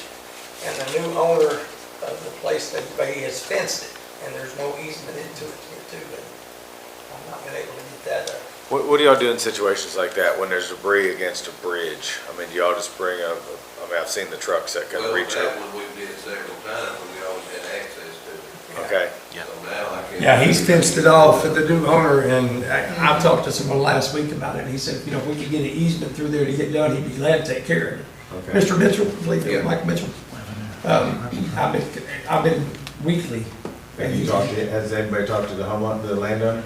We haven't found out who it is yet. I mean, go through planning and zoning. We can figure that out. But the previous owner stated that he didn't know how he would feel about that, so I want to make sure it's all done correctly.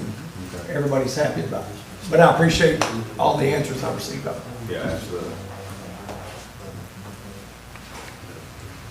Well, as far as Sebastian said and everybody else, we thank the whole team because I know you all are working with less and less funds every year. Yep. We go to these conferences, we hear about how the money's going away and the electric vehicles, I don't think they've quite figured out how to charge enough for those yet. And the fuel taxes are going down, so I think everybody's dealing with less money and we still have a lot of roadways. So we as a fiscal court thank you guys for everything y'all do. So. Well, Judge, let's not be coy. If anyone's watching online, the legislature has cut funding to road maintenance. They need to put more into the maintenance fund, and instead it's being disrupted to rainy day funds. We need people to call the legislature across the state and tell them that we need more money to maintain these roads.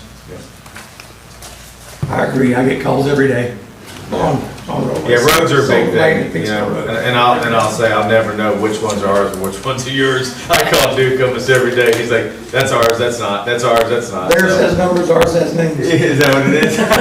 Pretty much. That's it. Yeah. So, can y'all think of anything else, Tom or Matt or anybody that you need from us right now, other than just passing this so we can keep moving? So I guess to get back to his Yeah. point, do we need to change some of the language in this before we go into our voting session to make sure that it's Yeah. what they need? Because we Is do there- pass an ordinance to do Is this. there certain verbiage you need? So Max said yes. Yes. I'll tell you what, we have the resolution, I think, from last year. There we go. We could provide that and then, and maybe make a copy of it. Yep. Thank you. I'll pass it. Kim. That's about what Thanks. That will work. Tom, do you need that back? Yeah. No, I don't think we do. Okay, I'm just being sure. He needs it back. She can make copies of it. Thank you. It might, Larry has reminded me that you guys still might want to contemplate executing this rural secondary program agreement and accepting all roads and streets referred to in whatever, in that as your county road system. Because I think when you, basically that defines your county road system and where you're allowed to use dollars. We do that once a year. I think we've probably already done that. We did that like maybe 3 meetings ago. We do it once a year. We Okay. typically Yeah. do it at either. That's at the probably begin- where this came usually from. at the It was beginning probably of a the copy fiscal, and paste from first of a the fiscal previous year. meeting. We typically do it so that it's taken care of first of the state fiscal year. I can go back and look at my book, but Well, we I, just want to make sure because that's, We do the it. item was that. you're right on. So- But I think we did that in July, but we'll be sure. That's usually when it happens. Yeah, Yeah. I think we did it in July. I'm pretty Okay. sure we did. Thank you guys a lot. We appreciate everything you do. Thanks, everyone. Thank you. Truly, thank you. Appreciate it. Happy birthday, Mike. Yeah, absolutely. He's had one. Sing you happy birthday, Mr. Mike Dees. What do you think? Doing all right? I'll keep them in here. He's like, nope, I'm gonna go home. All right, I believe Ally's up next. How are you doing tonight? Doing well, thank you. Good. Good evening, members of the court. What I have here, I'm requesting authorization to apply for a USDA grant that would fund potentially land purchase, composting equipment, and a compost operator for a food waste composting facility in Franklin County. And what I attached was one of my first drafts of the project proposal and the project summary. Ally, I just want to thank you. I know you've been working on this very hard with members, some members of the task force, and Tammy also. Y'all have been working very hard on this, and I think it's a really cool thing. So, what questions do we have for Ally on this? I'll let somebody go before me, because I've got several. Okay. Well, I get it. You're up, Squire. No one else have questions? Just want to be sure. Okay, cool, thank you. So first off, thank you so much for sharing this draft, because, and gathering all this information, because there's a lot of good information in this. So I appreciate that very, very much. So in reading it on page 1, and I know you said it was a draft, will we get information from the one distillery that talk about the spent grains, the tonnage of spent grains? You're probably waiting on that. You're probably waiting on that data to put in here, I'm assuming. Their environmental supervisor replied to me since then, and basically they said they don't have the metrics for that. Oh, okay. They have some data with the tonnage of mash, but it's like whatever they collect is reused back into their system. I'd have to reference the email again, but he said he didn't have specific tonnage or pounds of waste. I just didn't know if they didn't ultimately have that, if that was a key component that addressed something that was a request of the application. That's a good question. Tammy and I have been reviewing the notice of funding opportunity, and we would probably look at it like 10 times a day. We catch more stuff.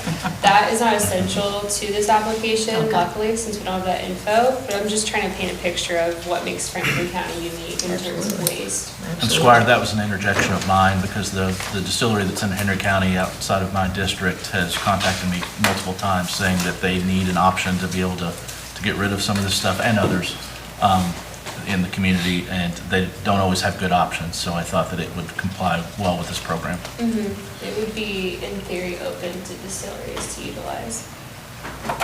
Okay. I had to number my pages, and I wrote on my pages. So I'm looking at page 2, that's 1, 2, 3, 4, 5, and again, I know this is just a draft, so where it says, members of the community have specifically, I'm just going to read, have specifically asked for a compost food waste collection or drop-off option.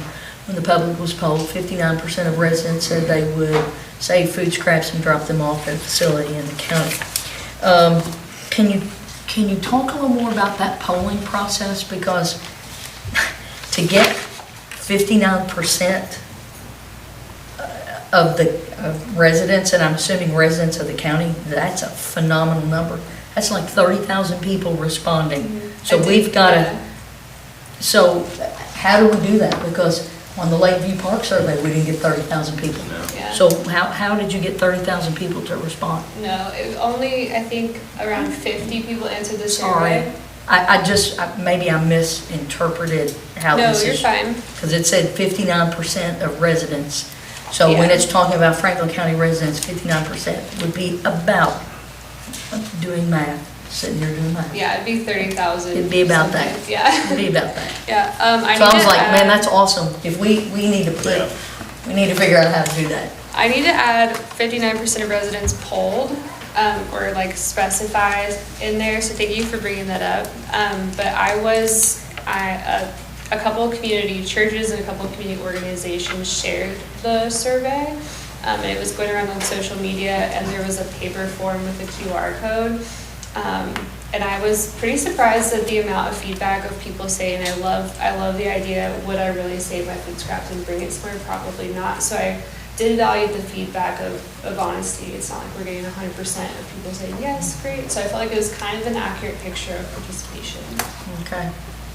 I was astounded by that, because I know in a former life when I did this, if the Pew Charitable Trust, they said in like 2012 that getting 9% on a survey was like a high number, and then that had dropped from 30-something% in the 90s. So I just know the number keeps dropping, unfortunately. Yeah. So that's I'll specify that in the official. Now, in paragraph 6, I guess I'll use the word surprised. Because the way I read this text, to me, it gives me the perception that an item that was brought to us during a work session, and that happened in April, about the plastic waste ordinance is in effect. The way I read this, the way the phrasing is. So, and I know at that meeting, you presented a draft of the ordinance here to the court regarding single-use plastics. And the court saw the draft language at that meeting, at the work session. And it's not been discussed by the body since then. So I just want to make sure I understand what we're saying in the application here. Yeah, I'll make sure to make it clear, but the way I intended when I wrote this is that, that an ordinance has been written. And so my hope for that is just the fact that we're having informal conversations about the options with eliminating single-use plastic would strengthen our case to get an industrial composting vessel. Because even if it takes a couple of years or doesn't happen at all, we're still seeing an increase of bioplastics in circulation. Businesses are already making the switch just because of the conversation. So I wanted to include that just so the grant evaluators know that this is something we're looking at and we're talking about.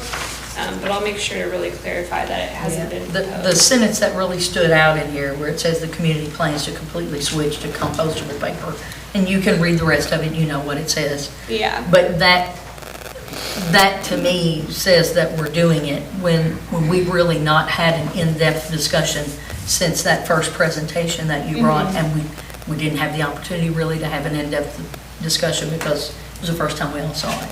So I'm just trying to make sure I understand where we are. Yeah, I also think that needs to be changed to, because we've not voted on anything that even remotely states we're going to do that as a county. Yeah. I'll revise the language. Maybe the solid waste task force aims to completely switch to plastic. And that's, however, that's semantics on that end of it, because it's probably, you probably deem that very high value language for this application. And I totally understand that, but just in reading the way it reads, it sounds like, sounds like we're already there, and we're not there. Thank you for bringing that up. Yeah, so just for that. Now, when I moved over to page 3, paragraph 1, 2, 3, 4, in this, and it's the first paragraph under goals and objectives, is there some data presented regarding the capacity, I guess, of the Benson Valley landfill? It talks about that here. I don't know if the landfill operator, which is Republic Services, if they share data with us about that.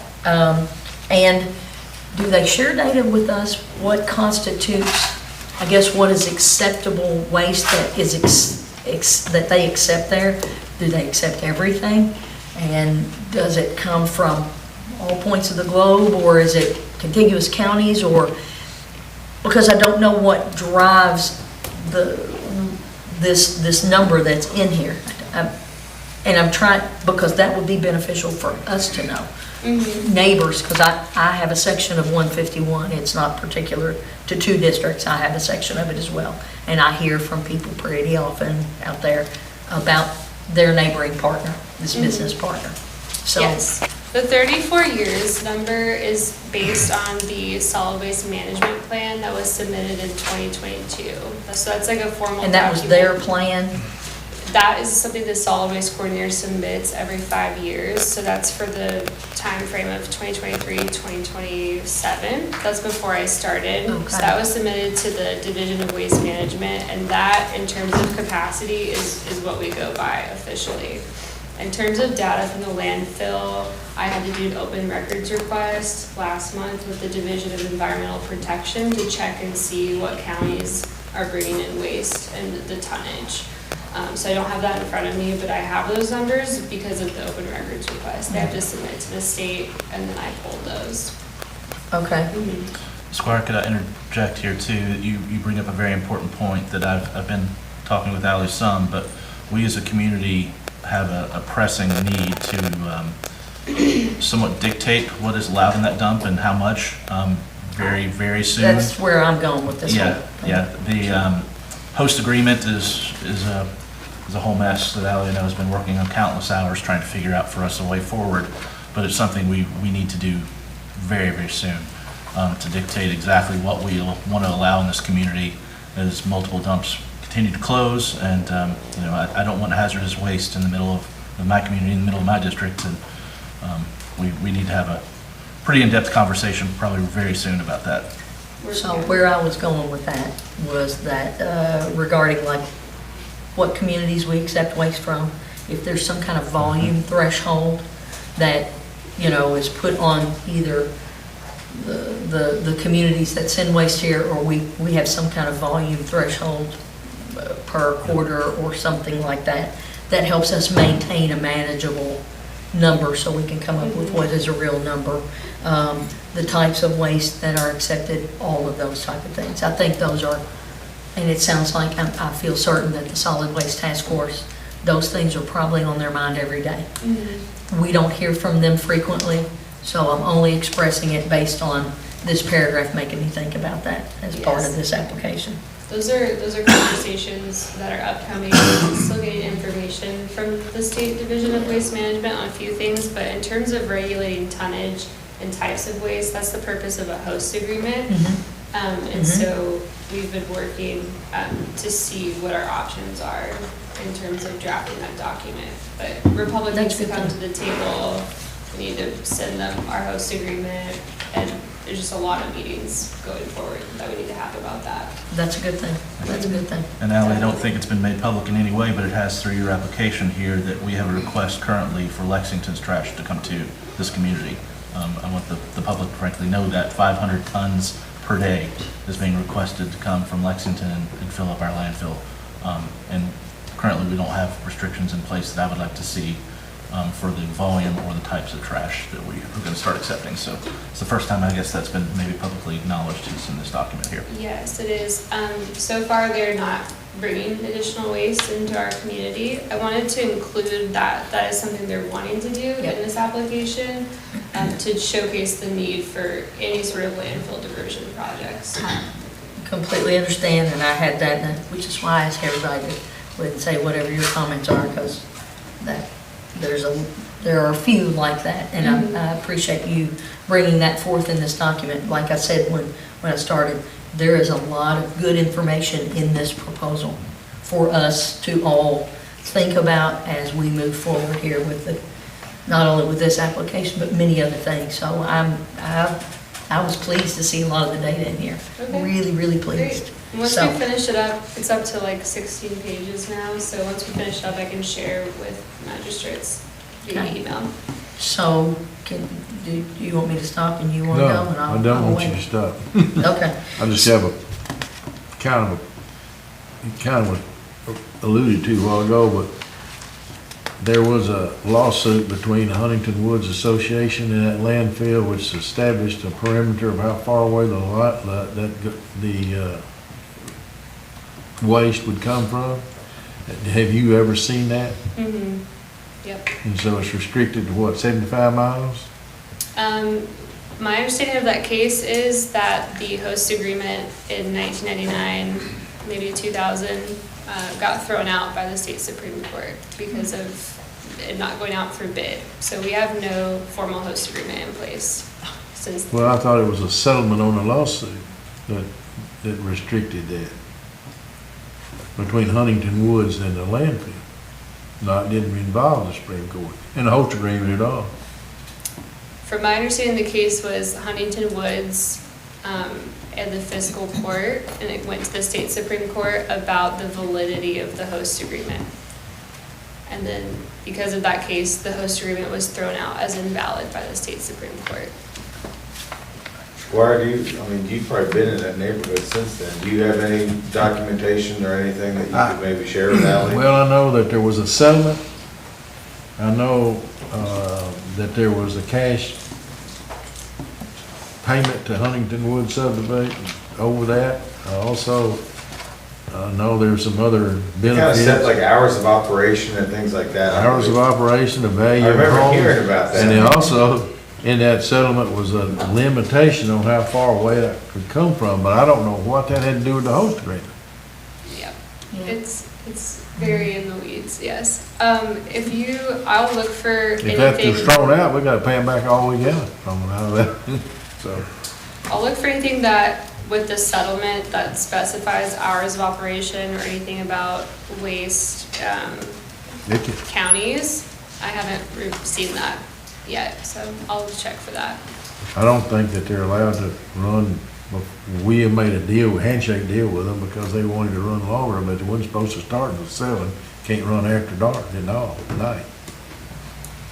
I think I'm expressed to Ally, I'm concerned we're gonna need an attorney to help us out that specializes in this field. We already- But I don't know that I'd heard that's that. valid anymore, but we need to find out if it is, because I'm a little bit confused about the host. I remember the host agreement being thrown out, but I didn't know, I thought it had different reasons why it was thrown out, because it was not very adequate at the time. I still do. All right, keep going. Yep. Thank you. On that same page, on page 3 in paragraph 5, where it talks about the collaboration with the farmer's market, and if this grant goes through, we're going to provide $10,000, which is a great thing, and it enumerates a number of specific projects for like SNAP and WIC and things like that. So I'm assuming that $10,000, will that go to bolster those projects or others that may be created? I just didn't understand that, and I just want to make sure if the money is to bolster existing projects, because there's some really great projects at the farmer's market. And it would be great for us to be able to do that and get fresh produce out into the community that way. Yeah. More of it. Yep, the goal with that portion of the project is just to support the existing ASAP voucher program. And so they already have a really strong program, so we don't want to reinvent the wheel, Absolutely. just helping them out. Okay, I think that's a good thing. On page 5, there is a chart that is continued from the previous page. And down at the bottom on the right side, and that's the miscellaneous column, it's the far column to the right, it says that farmers will purchase the compost and that it will also be dropped off us at the farmer's market. So is that where the farmers are supposed to pick it up? Or do they, that to me wasn't really clear. I didn't understand what that meant there. Yeah. So I'm just trying to make sure I understand. So let's say I got a farm on the west end of town. Do I come to whatever land potentially is going to be purchased? Do I go to the farmer's market? I'm just trying to understand. Yeah, no, you're good. I'll make sure to clarify in the proposal, but for bulk pickup, it would be on-site. So farmers are wanting like a dump full of a couple, what's the word I'm looking for, cubic yards of compost. They would come to the facility. If we end up doing bagged compost with this project, that would be dropped off at the farmer's market. Got it. Okay. Thank you. Who will be responsible for the drop-off if we do it that way? So this whole sheet is all the job description of the compost operator. And so we would be using funds from this grant to post a new part-time position with the county. So the goal is not to create. So through the road department maybe? Technically, it would be under my department, under solid waste. But it would be a road department-esque position, like very maintenance heavy. Thank you. Yes. Maybe.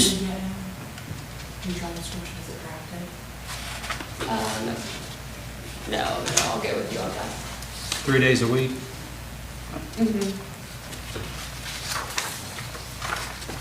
So there was an example, and Carla was here earlier, which would have been great to give her a shout out about this, but that was not the place to do it.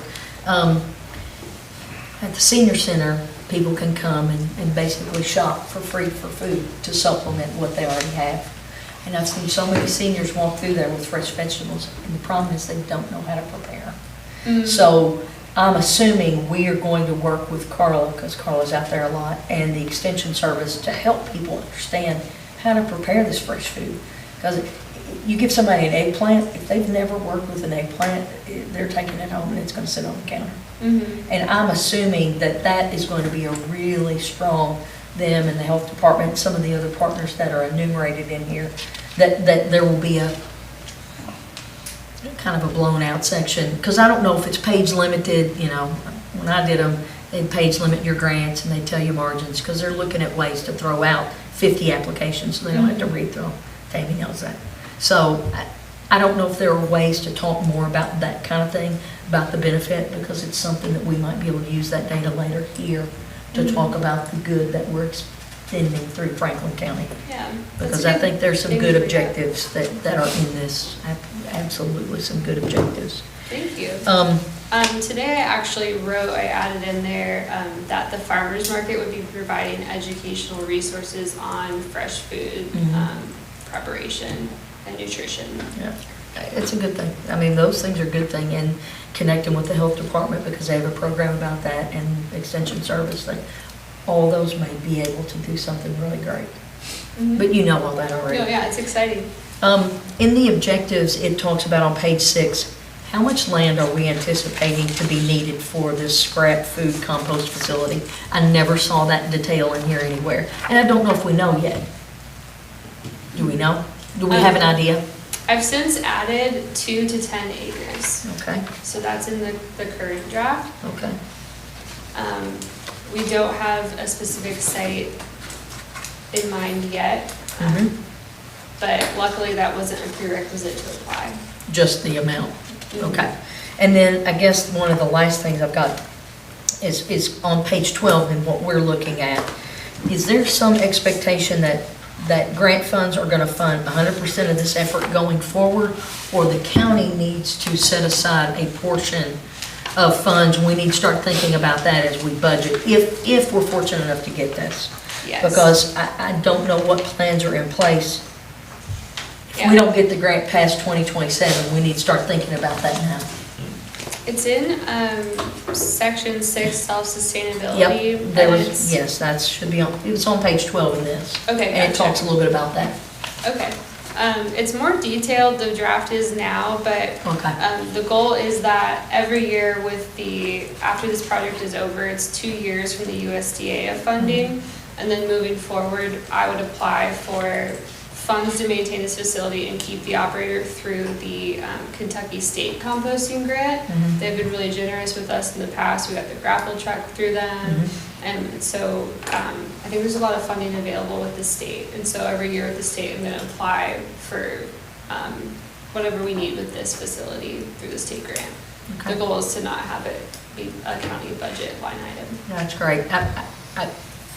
I pulled that from this, but, you know, it talked about this being a 2-year funding cycle, and of course, you never know going forward. So if we try to start figuring out what our costs are, so we can start thinking about that as if we have to ultimately go down that path. Yeah. For that's a good budgeting. point. Okay. All right, thank you. Yeah. Thank you so much. Squire Westman. Judge, I just want to commend Ally for finding this grant and Tammy as well and working on it. I think there's a unique opportunity here. I read the entire grant and it's very narrowly focused, so I think she's done a very good job about trying to fulfill all the aspects it's looking for. It's about addressing food insecurity to some degree, but also marginalized communities and trying to take a holistic view of things. And I think this will be a bit of a program to help bring all of the programs we already have together somewhat and introduce a new concept and a new idea to Franklin County. You know, we've taken a lot of tours of some facilities in Tennessee and in Kentucky and looking at ways that we can maybe make our trash less of an impact in this community, make it more profitable instead of a complete drain for us, and also get better end results. And I'm hoping this is the beginning of a much larger concept, or at least it is for me, where we create our own recycling facility, our own composting facility on a large scale. And there's some neat equipment that Ally has drafted into this program, this pilot, if you will, that I think will introduce larger concepts to the community and give us some equipment that we can run from there on and expand upon. So I'm also hoping that we've already had some discussions, we take an active look at acquiring some land that could be expanded for this type of operation. Right now we have, you know, a leased situation to do our existing composting, but I hope that we can take a more holistic view as a body to expand greatly beyond this. And I think we were going to get to do it through Ally's position and her skill set she's bringing to this court. So thank you for all I know you've put countless hours in this and our situation with our host contract right now. So and additional hours beyond what you're doing day to day, I know, so thank you. Yeah, thank you guys. It's exciting. All righty, thank you. All great conversations. Ally, next agenda item? Yep, the next one is authorization, you guys are familiar with this one, to apply for the Division of Waste Management, the DEP's litter grant. Every year they give us funding based on the number of county road miles that we have. It's a great program. The schools, and very good program. Yeah. Any questions for Ally on this agenda item? Could you tell us how we've done this year? Have we spent all of our dollars? Just I think we're in the 20,000s right now, and then I have groups slated to pick up litter until the first weekend of November. Terrific. We're slated to spend it all. Great.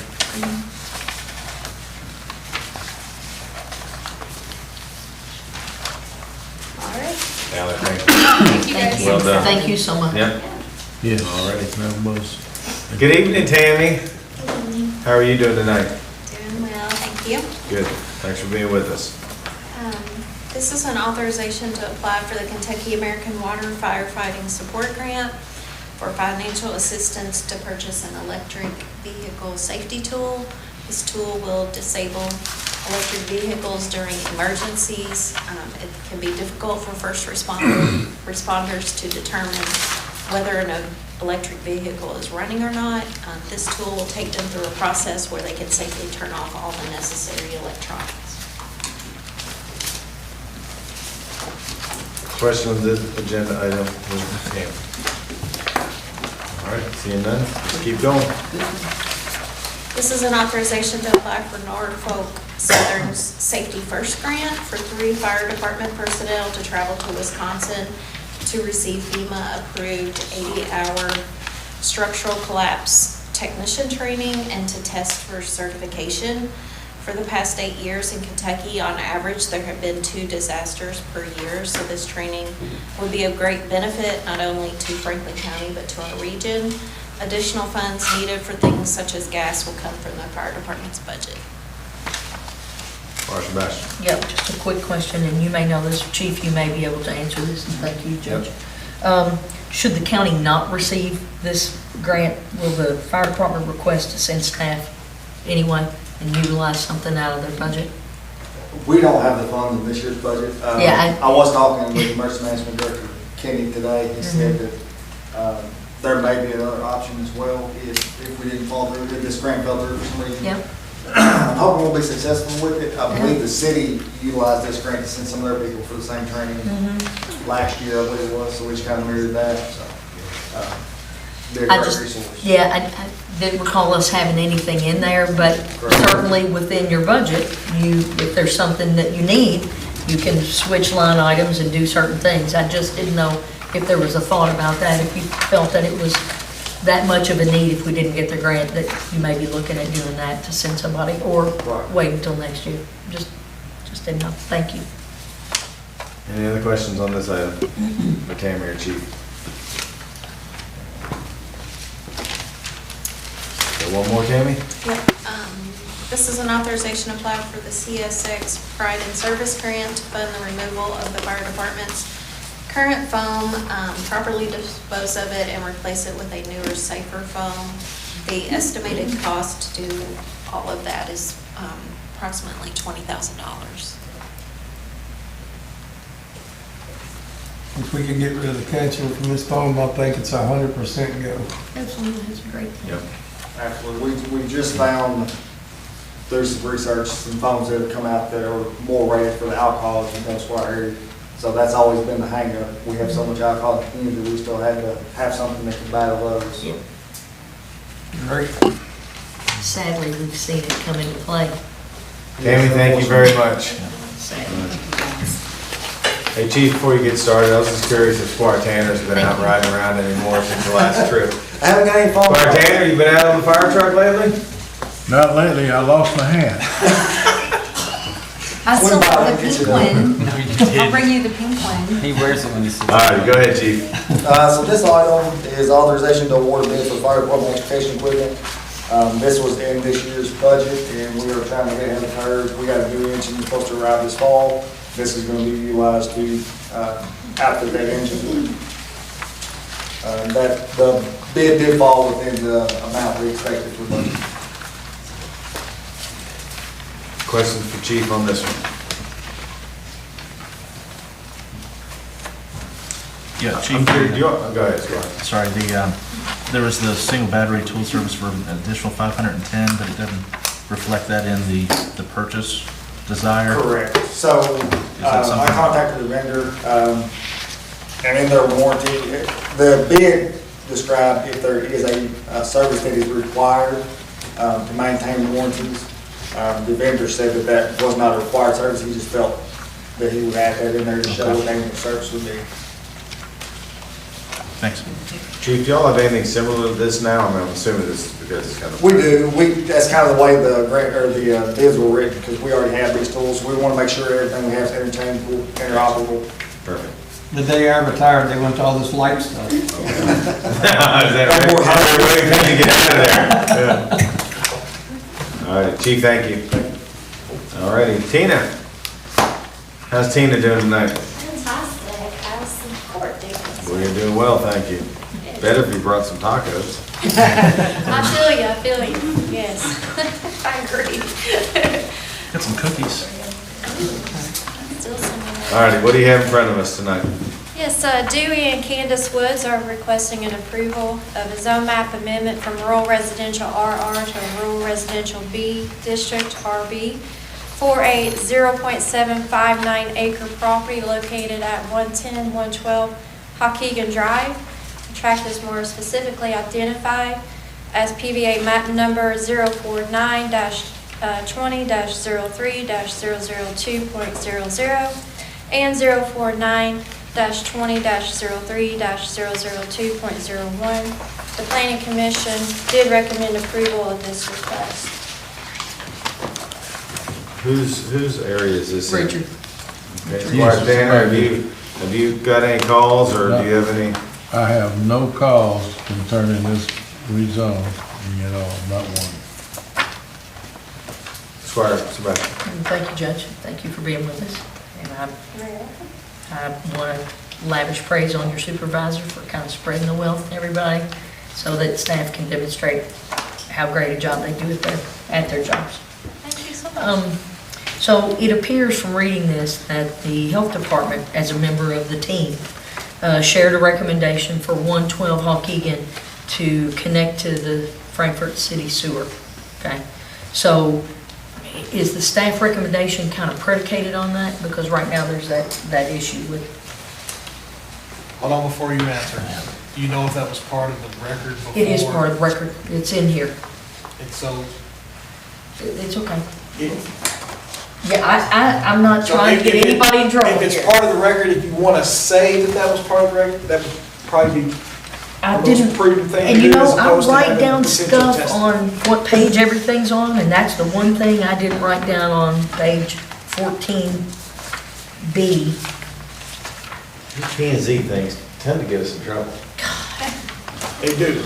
So like I said, if it's something in there that you would like to share with the rest of the court, that'd be fantastic. However, I would be very cautious in getting her to potentially testify. Squire, where are you looking for that? I'm gonna ask a question, okay? So you made the comment, just so everybody watching, that the planning commission voted in favor of this. Yes, What was unanimously. staff's position on this? I recommend approval as well. Okay, thank you. While Squire Sebastian's looking for that, Squire Wisdom. Judges, as always, I thought I would read the current zoning and the proposed, just so everyone knows. I like to do that so people on camera can know what the request is, and maybe often it answers questions for people, right? Yep. The current zoning for this parcel, or potentially two parcels, is rural residential, RR district. The district is intended to establish and preserve a quiet, single-family home neighborhood free from uses except those which are convenient and compatible with the residences of such neighborhood. This district is intended to be a very low density and will customarily be located in areas where public sewer facilities are not planned or available. The counter to that is the proposed zoning, rural residential B district, and I think this will answer Square's Sebastian's question maybe a little bit there too. It is the intent of this district to establish and preserve a single-family, quiet home neighborhood free of other uses except those which are convenient and compatible with residences of such neighborhood. The district is a medium-density, single-dwelling district which requires a full range of community facilities, including public sewers and approved public treatment facilities. So the obvious difference between those two being connectivity to sewers. Okay, thank you, Squire, and Squire Sebastian, I believe. has Thank you, I did, I found it. Yep, perfect. It Great. was in the engineer at the sewer department where he enumerated that 112 is believed to be connected to the existing septic tank on 110. And he was clear in saying 112 should connect to the public sewer as soon as possible. And then he goes on to talk about that. And then there's some comment from the health department where he says the county health department should force a connection for 112. So I'm reading directly from the record, which is why I asked the question about being predicated, because we all know that RB is a much smaller lot than RR.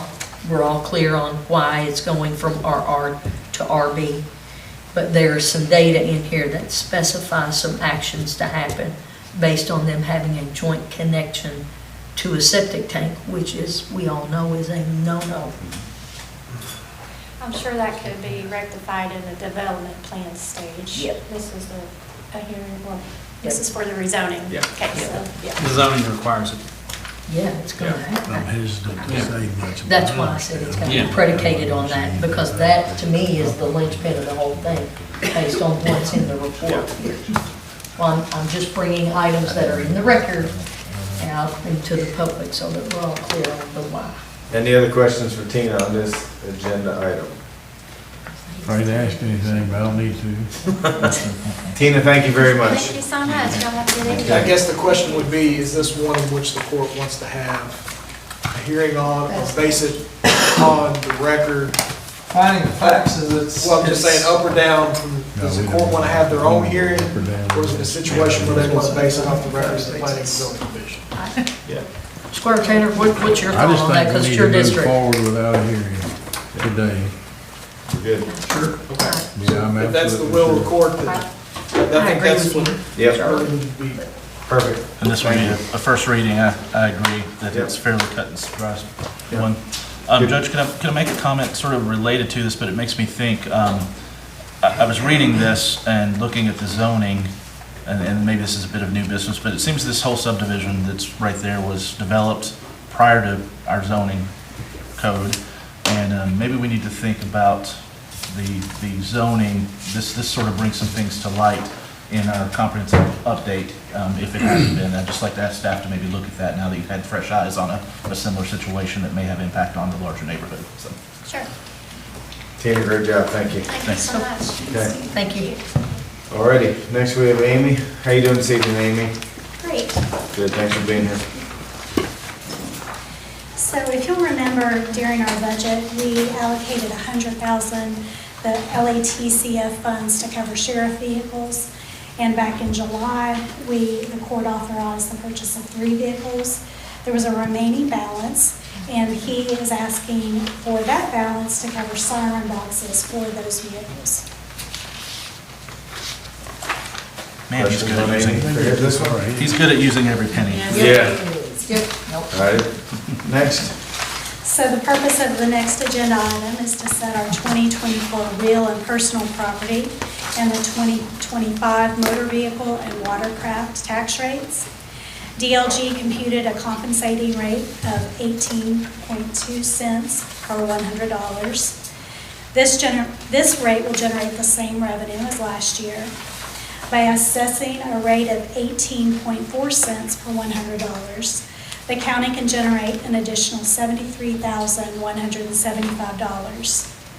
If we were to assess the 4% increase to 18.9 cents per $100, this would increase the revenue by $256,112.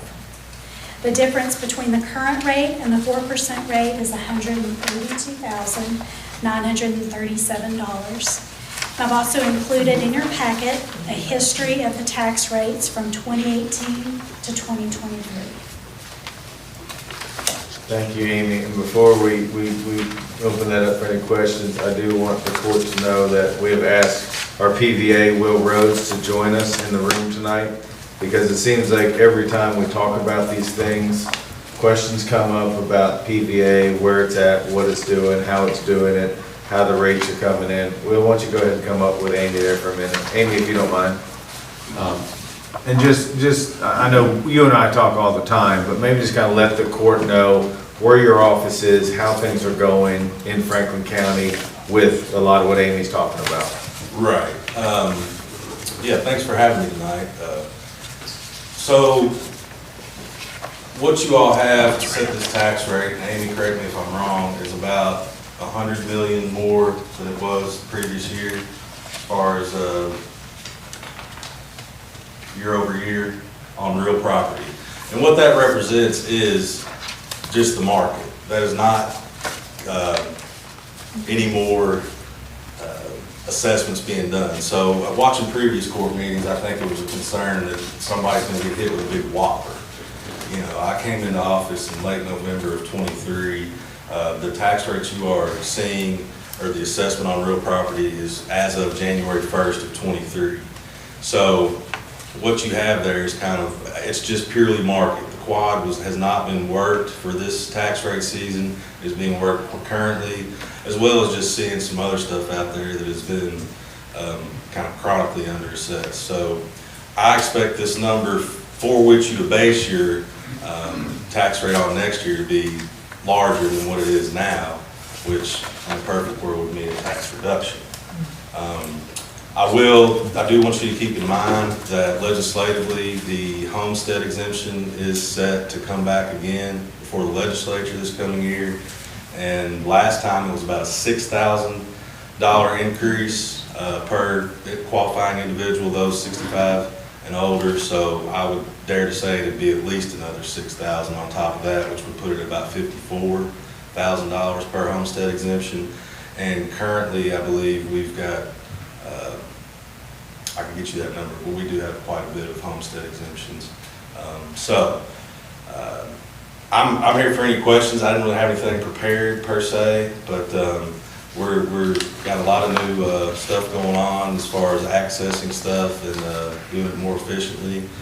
We're back to fully staffed after 4 or 5 retirements in the office before I came in. So again, I know I talk to a lot of y'all on a frequent basis. We're always available. Anything you need, feel free to reach out. And again, I'm here to answer any questions. Congratulations. Thank you, Judge. Thank you so much for being with us.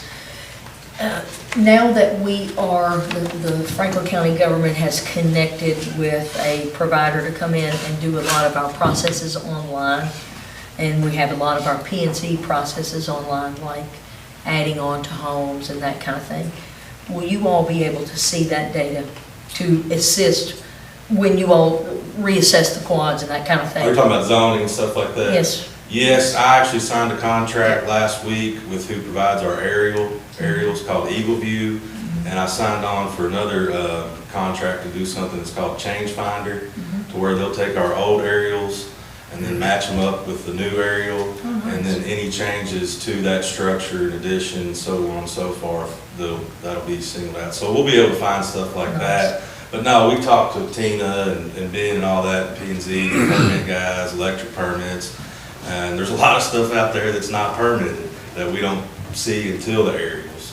And the aerials are great for that. There's a lot of lock gates, and farms and stuff like that. And but yeah, no, technology's getting better every day. I actually talked to COT today, and in conjunction with DLG, the state did aerials for 24. So the hope is, the state did a 24, I signed a contract to fly for 25, and the state will do again in 26. So we're going to be current year to year on aerials, where our last aerials, a couple years old. So yeah, that's great. Yeah. Thank you. Thank you so much. Yes. Any Squire? Just a couple things. Let's give ourselves a good soundbite. The increase that you mentioned is not from additional taxation. It is only from the $1 million revenues is only from the increase in houses that have sold and improved in value. Absolutely. Sheer market activity. A house that was previously assessed at 100,000 sold for 250. So it's not anything that you've done to assess to increase those, I just wanted to. No, sir, to and that say that way and that to increase everyone. would represent the large amount of homestead exemptions that we currently process every year, so. I was gonna ask you too, do you know, I think I don't recall following what it went through, but there was discussion in the legislature about those farmstead exemptions as well, about the farm exemptions, the 10-acre minimums, the decrease that an active rate of farming in some capacity, being some income from farming activity on the parcel to be eligible for the exemption. That's actually Do you know if horticultural, which we That's only right. have one of, yeah. Do you know if that's coming back up this year? I can't speak to legislate, they make laws, and if it applies to But me, you wanna hear I'll some adhere. conversations. Squire Tanner. Well, he brought that up, I want to ask, follow kind of up, if you does on an agricultural exemption, regardless whether it's 10 acres or 500, Right. do you not carve out the home and tax Yeah, it's it? two separate things. The land, anything over 10 acres is then, it's assessed at a fair cash value. Yes, but then it's But not. then the farm exempt, the ag exemption is based on soil. So tillable land is taxed So that, less, or so more, that excuse the me, the homestead or the home that's on It that only property affects the parcel, or the home. is assessed and taxed at the home value, not the farm. You can assess an improvement on a farm and it wouldn't affect the land, just the Just the home. building, okay. Correct. The other thing I have is an opinion. Maybe I shouldn't say it, but don't hold me back most of the time. Let it fly. I appreciate my homestead exemption when you take a bunch of old retired people and give them an exemption, reduce their tax rate, and they put it on my grandchildren. Which I don't necessarily think that's the right thing. They're the one that can't afford it, not me. That's opinion. Already on that one. That's opinion, that's what I said. Well, I'll send thank you my tax bill if you want. Yeah, please. Pardon? You want my tax bill? Yeah, I'll send it to you. No, I'll take your I'm happy exemption, you to. can take my bill. Well, Yep, thank you. Me too. You take y'all mine. are gonna get it Pretty one of these easy, days, so- and you ain't really gonna, You it's take not gonna mine. matter. You can have all mine. Alrighty. So Amy, I think we're good on that one. And again, Will, thank you. And thank you to the PBA, what y'all are doing for Franklin I County. did say it because was an opinion. It's making a difference. We're slowly getting there. Okay, Amy, next one. Were there any other questions on the rates that were on that? Okay. Yeah, Amy, actually, don't remember having, maybe I'm just oblivious, but don't remember having the discussion for motor vehicle or watercraft. The 17 cents, can you tell me where that's coming from? So That's sort of what we've been at it for multiple is, years? motor vehicle rates are limited to what we passed in 1983. So it's not what is assessed. So that's the rate that we are required to stay at. So the next agenda item deals with the insurance capital rate and the bank deposits. And both of these are, by statute, counties can impose these rates. The first one is the insurance capital. We can impose a tax of 15 cents on $100 of taxable capital domestic life insurance companies. And in your packet, which you should have gotten today, the certification came yesterday. So we're really close, but I wanted to give that to you. The chart shows previous year's assessments as well as rates. The past couple of years, we've increased that to have 4% additional revenue. When I did that this year, because the assessment is lower, we're at a cap. So 0.15% is the amount for the taxable insurance capital. And then the bank deposits, that is also at the 0.25, or actually it's not also, it's at a different rate. And that is the cap for counties to charge there.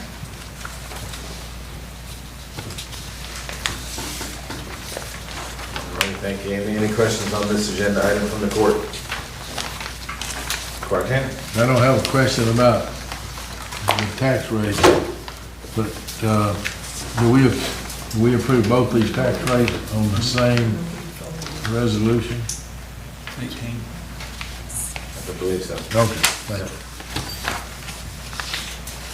All ready? And, the next. Sorry, Amy, I just wanted to point out one thing. We're gaining about 75,000 in the property tax rate, right, but we're losing about 20 and some change on your 2023 to 2024 rates on this chart. So, is that the way I'm reading this, certified assessments? No, last year are you talking about the capital? Numbers assessment. Capital? No. Last year we brought in 76,000, this year it will be 71,000, so just about I see, $5,000. I'm just reading it wrong, thank you. Oh, just the assessments, okay. For the treasurer's report, I have the report for the first month of the fiscal year, for the month ending July 31st. Revenues 3.2 million, expenditures 3.4, giving us a balance of negative 190,427. Adding in the fund balance of June 30th, giving us a fund balance of 29,795,889. I've also included the revenues and the expenses as of August 23rd.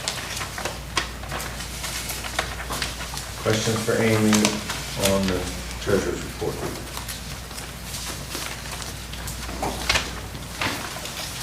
All right, Amy, thank you very much. All right, payment of claims. Any questions for Kim on payment of claims? Give me a second, Judge, I'll have at least a comment. As far as Sebastian, you can go ahead while he's looking for that. I noticed on page 2, under 01-5080-411, there's some kind of cups from Walmart. Do we know what those are for? Which fund? Custodial supplies? Custodial supplies. Are we, I'm not sure, are we buying the when we hired the company, are we buying the custodial supplies that they use, or they furnish and everything? I think they furnish it. I mean, I would assume this is cups, maybe for some of the offices or something, like water cups. It's for the offices. Water cups and Well, stuff I like don't know, that. it's under custodial supplies. That's why I'm asking. Yeah, yeah. That's the only reason I was asking. Yeah, I don't think it's part of the contract now. I think this No, is it's not just part of the supplies contract. for buildings, yeah. Okay. Should it be under something else, Kim? I guess it's a question instead of custodial supplies. I can move it to the general office supply line for the county judge's office. Okay. Square Wasteman, did you find what you were looking for? Yeah, a few things, Judge. I just wanted to, I'd already asked Kim, but I wanted clarification and had another thought on page 2, the McCracken County Tax Administration, and discrepancy or a mistake that we received funds and we're restoring those funds. Or do we have any interest earned that is that purely the amount that was remitted to us that we're remitting back? Or The amount, it's purely no interest? interest. Did we gain any interest that we get to keep? We didn't have them all. The grapple truck as well is mentioned in here twice, and I think I've got the reasoning for that. Page 2 of road fund bills, we have $41,625, and the grapple truck in the LGA funds, $61,028. I think we only allocated $100,000 even for that, so we're over almost $2,000. Is that something we need to look at? I was asking them earlier why we had it sort of in two places, but I understand it was to divide the amount.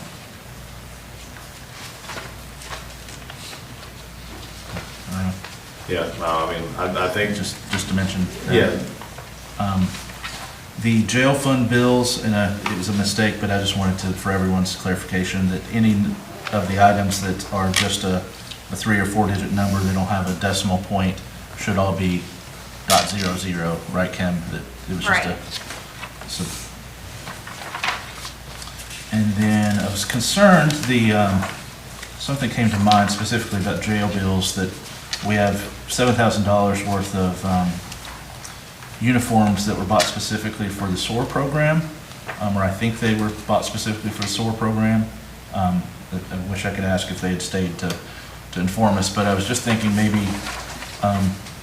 we need to take a little time to talk with the jailer about what needs to be bidded and what doesn't.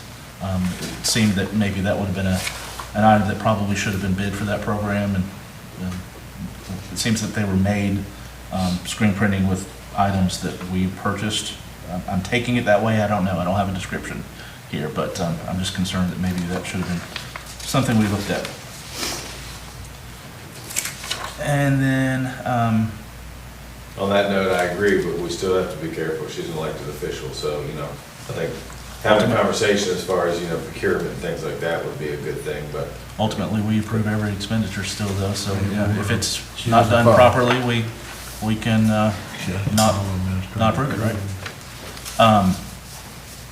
And then just generally a question here, the Hitchcock Design Group, we have a construction documents phase 1, and I have a feeling we're going to go into a discussion about this in a little while. But, as a court anyway, as a whole court, we've only ever had a conversation about hiring Hitchcock Design to come up with schematics and designs. And we specifically had a conversation that we were not taking it any further to develop construction documents or construction plans. So I'm wondering why we're getting a $10,000 bill for construction documents on something we haven't approved yet. Well, we did. That's how we got to put an RFP out. We, That's been approved through the court. We approved They had to do all the some of the construction documents and blueprints. We all voted on it. We really haven't taken an in-depth look at those. Maybe we'll have to talk about that in a little bit, but I'm concerned about where we are with that project and money starting to go out, and I still don't feel informed on what the hell we're doing, quite frankly, so. But just, that's all for those. And then just one other question, the golf course pay increases, I just wanted to verify, I know the answer already, but the effective date is 7/14 on the information packet. But we said, I just wanted to verify that those rates took place on July 1st, correct? No, 7/14 on the golf. I thought we specifically said, Part-times didn't retro. okay, that's what I was We wanting said to that at the clarify. meeting, that they would not retro, Yeah. as a matter of fact. Yep. I We couldn't said that at the remember meeting. specifically if we said that for part-time or if it was all golf course. So, thank you. Squire Sebastian. Thank you, Judge. On page 401-5091-705, that portable PA, is that going to be for general use only for the county, or is it going to be like placed at the Carter House for like rental events? There's a portable PA in here and it says events. It can be used anywhere, So we could put it at, will it Absolutely. reside at the Carter House, so if somebody rents it, they can use it there? We haven't I'm thought just trying about to figure rentals. out. Yeah, it was one of those, we keep hearing from a lot of people, we don't tell the story enough. So we're gonna start doing ribbon cuttings for new developments and things like that, and try to bring some awareness to what the fiscal court's doing and things like that. So instead of renting things, so we talked to Andrew about that. So it's kind of something that can be used anywhere. I don't So necessarily county need. offices will use it, we won't Yes. place it at the Carter House? No, but any for events rentals we there. have, I got you. anything at the park, I don't see us like letting other people use it. Yeah, I was but just anybody. Trying to yes. see if that, because it said events, I just didn't Yeah. know what that meant. Yeah, Okay, and then I have one more on page 501-5401-586, the Clorox. Is that bleach for the splash pad or something else? Because remember, the jail makes bleach. So we're buying $150 worth of Clorox. I do know, but if you remember when we looked into that jail bleach thing, like it's Yes. good for 24 hours. It's only good for a certain amount of time. It's Yeah, like so- 72 hours, something yeah, like that. So my question is, I guess the larger question with that is, I don't know if they use enough volume there. Is it the best place for it the jail? Right. Since it was bought with county funds, should it be somewhere else centrally located where we can My guess would be yes, because they're probably cleaning there all the I time. would presume so. But we'd have to ask the jailer, 'cause we've talked about that whole program, quote unquote, for years, and I think I'm with you. it wasn't well presented, I think, when we did it, but, It was clearly not. yep. It was Any other clearly questions not. for Kim on payment of claims? Alrighty, we're gonna keep moving. Authorization to go into closed session for KRS 61.810, 1BCF, deliberations on the future acquisition or sale of real property by a public agency, but only when publicly or likely effective value of a specific piece of property to be acquired, public use and sold at public auction. Discussions of proposed or pending litigation against or on behalf of the public agency. Discussions or hearings which might lead to the appointment of an individual employee. So moved. Second. All those in favor say aye. Aye. All those opposed say nay. We're in closed session. Can we possibly take? Yeah, yeah.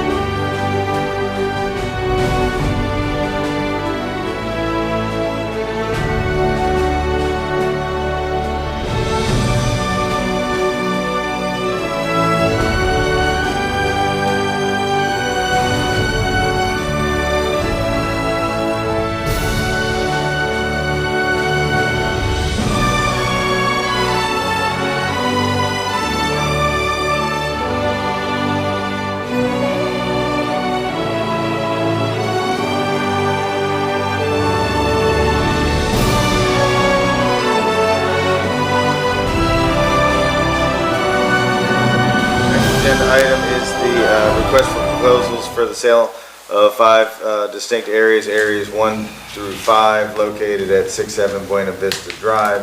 Just remind everybody watching that this is just RFPs. We don't have to accept them if we don't like them. So that's just part of the process. Any questions from the court on this agenda item? Judge, just some clarification if we can.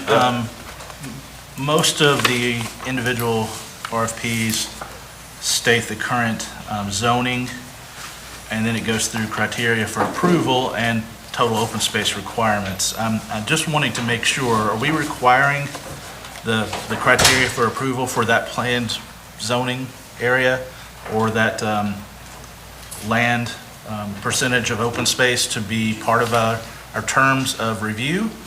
Or are we only considering the proposal requirements as part of that? Yep, that's a great question. That's something we talked about. Yeah, so that 50% requirement applies to that zone as a whole, so that all of that land there, much of what's already developed is within that zone. So we believe that the county's green space that will be provided ultimately, most likely, will account for that 50% for the overall need. So the individual parcels will not have to meet that 50% requirement. Great, that's a good element, but it is a little... And that was just included in there as reference to the zoning regulations for the zone that they're in. Those are not... Can we clarify, or I suppose when you have individual meetings with developers or something, that can be clarified, that can be the current open space retained by the county can be used in that manner for that requirement? Sure. So it seems to be, I wanted to make sure, because 2.8 acres, half of that being required to be open space doesn't give a lot of room for development on that parcel, and so I wanted to be sure. Thank you. And then, Judge, there is a notation in the very beginning about the background, and I just want to make sure that we're taking the action as we need to. It says an RFP was previously conducted and the county decided not to move forward with such a sale. We never actually took any formal action as a body. Those RFPs concluded, but we've effectively, the only action we've taken so far is to surplus the whole property on October 11th, 2023. I'm kind of of the opinion, and I guess I'll ask, should we take some other action as part of putting out this RFP to rescind that previous surplus and instead surplus these individual parcels? Or I don't see that here, and I'm just wondering if we should maybe take that action because it counteracts an action we already took. We can ask the council, but I know when we talked about it, he said, I guess, them expiring because of the date on them was the same. I think he's asking a different question. We surplus the entirety of the 130 some acres, and at this point, we're surplusing a different amount and saying that we're going to retain the rest. I kind of think we need to take action to preempt that last action and do this instead, and I don't see that as part of this. Correct. That would, yeah, that would need to be, just to surplus what the RFPs are going out for. Okay. So I suppose I could go ahead and, well, at the time we make the motion, just let's make a motion to rescind that previous surplus and instead make a new surplus of the So do properties we want to as fit that in noted. before we even get to the RFPs then? Where do I insert it? In the voting session. Yeah, that's what I mean, though. During the voting session, do I just, when we get to there, Squire Wisman, why don't you go ahead and make a motion to change the agenda, and we'll go from there. Okay. Yep, good call. And I do just want to ask, this really speaks, I wish we had done this at the beginning. I think this really speaks to the conversations I had with everyone at Duckers that called me about what is an acceptable alternative, and I'm glad we're taking a dive down this route. It doesn't mean that we're obligated to anything, but I just want to remind this court that the entirety of the citizens of Franklin County now own this property, and I want to have an opportunity between now, ideally, and the opening of the bids. I'd like to have some kind of public conversation, however that form that may take, if it's a public meeting or otherwise, about the vision that the community has. I'd like to have some feedback as an elected official about what the community would like to see with some of this that will inform our decisions about the RFPs that we have submitted, as well as finally give, for the first time really, in my knowledge, an opportunity for the larger community to speak to what they see here and what they would like to see here. We've had the park plan, we've had some other things developed, we've got the comprehensive plan, but we've never had anything speak specifically to amenities, attractions, other things that might impact the development of this place or these small parcels that might guide our decisions, and I would like to have that as part of that. And I think we can do that as a special meeting or something, just as a listening session would be nice. Okay. Oh, I'm sorry, Squire Sebastian. Yeah, and please don't forget, after reading the park plan, which I'm sure you've done, it said that the groups was very clear in saying that the 126 acres that are at Right. Lakeview, all the community input, there are more programs. We need more land to put more programs on. That plan was very clear in saying that. So the good thing is we already have some foundational information from the community, but it's always good, and all our phones work.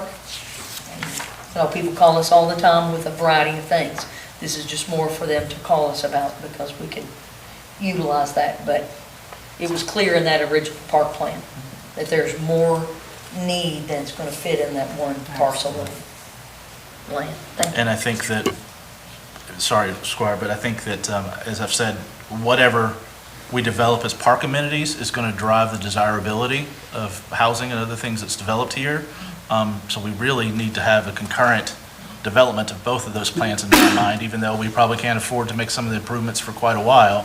But that should drive what a developer wants to build and what the residents that are already there can foresee as part of the future of their neighborhood, which will impact things like traffic studies and other things that we need to think about as we select those. So I kind of want to open this up and do all of this at once because I wasn't here when the park plan was finished.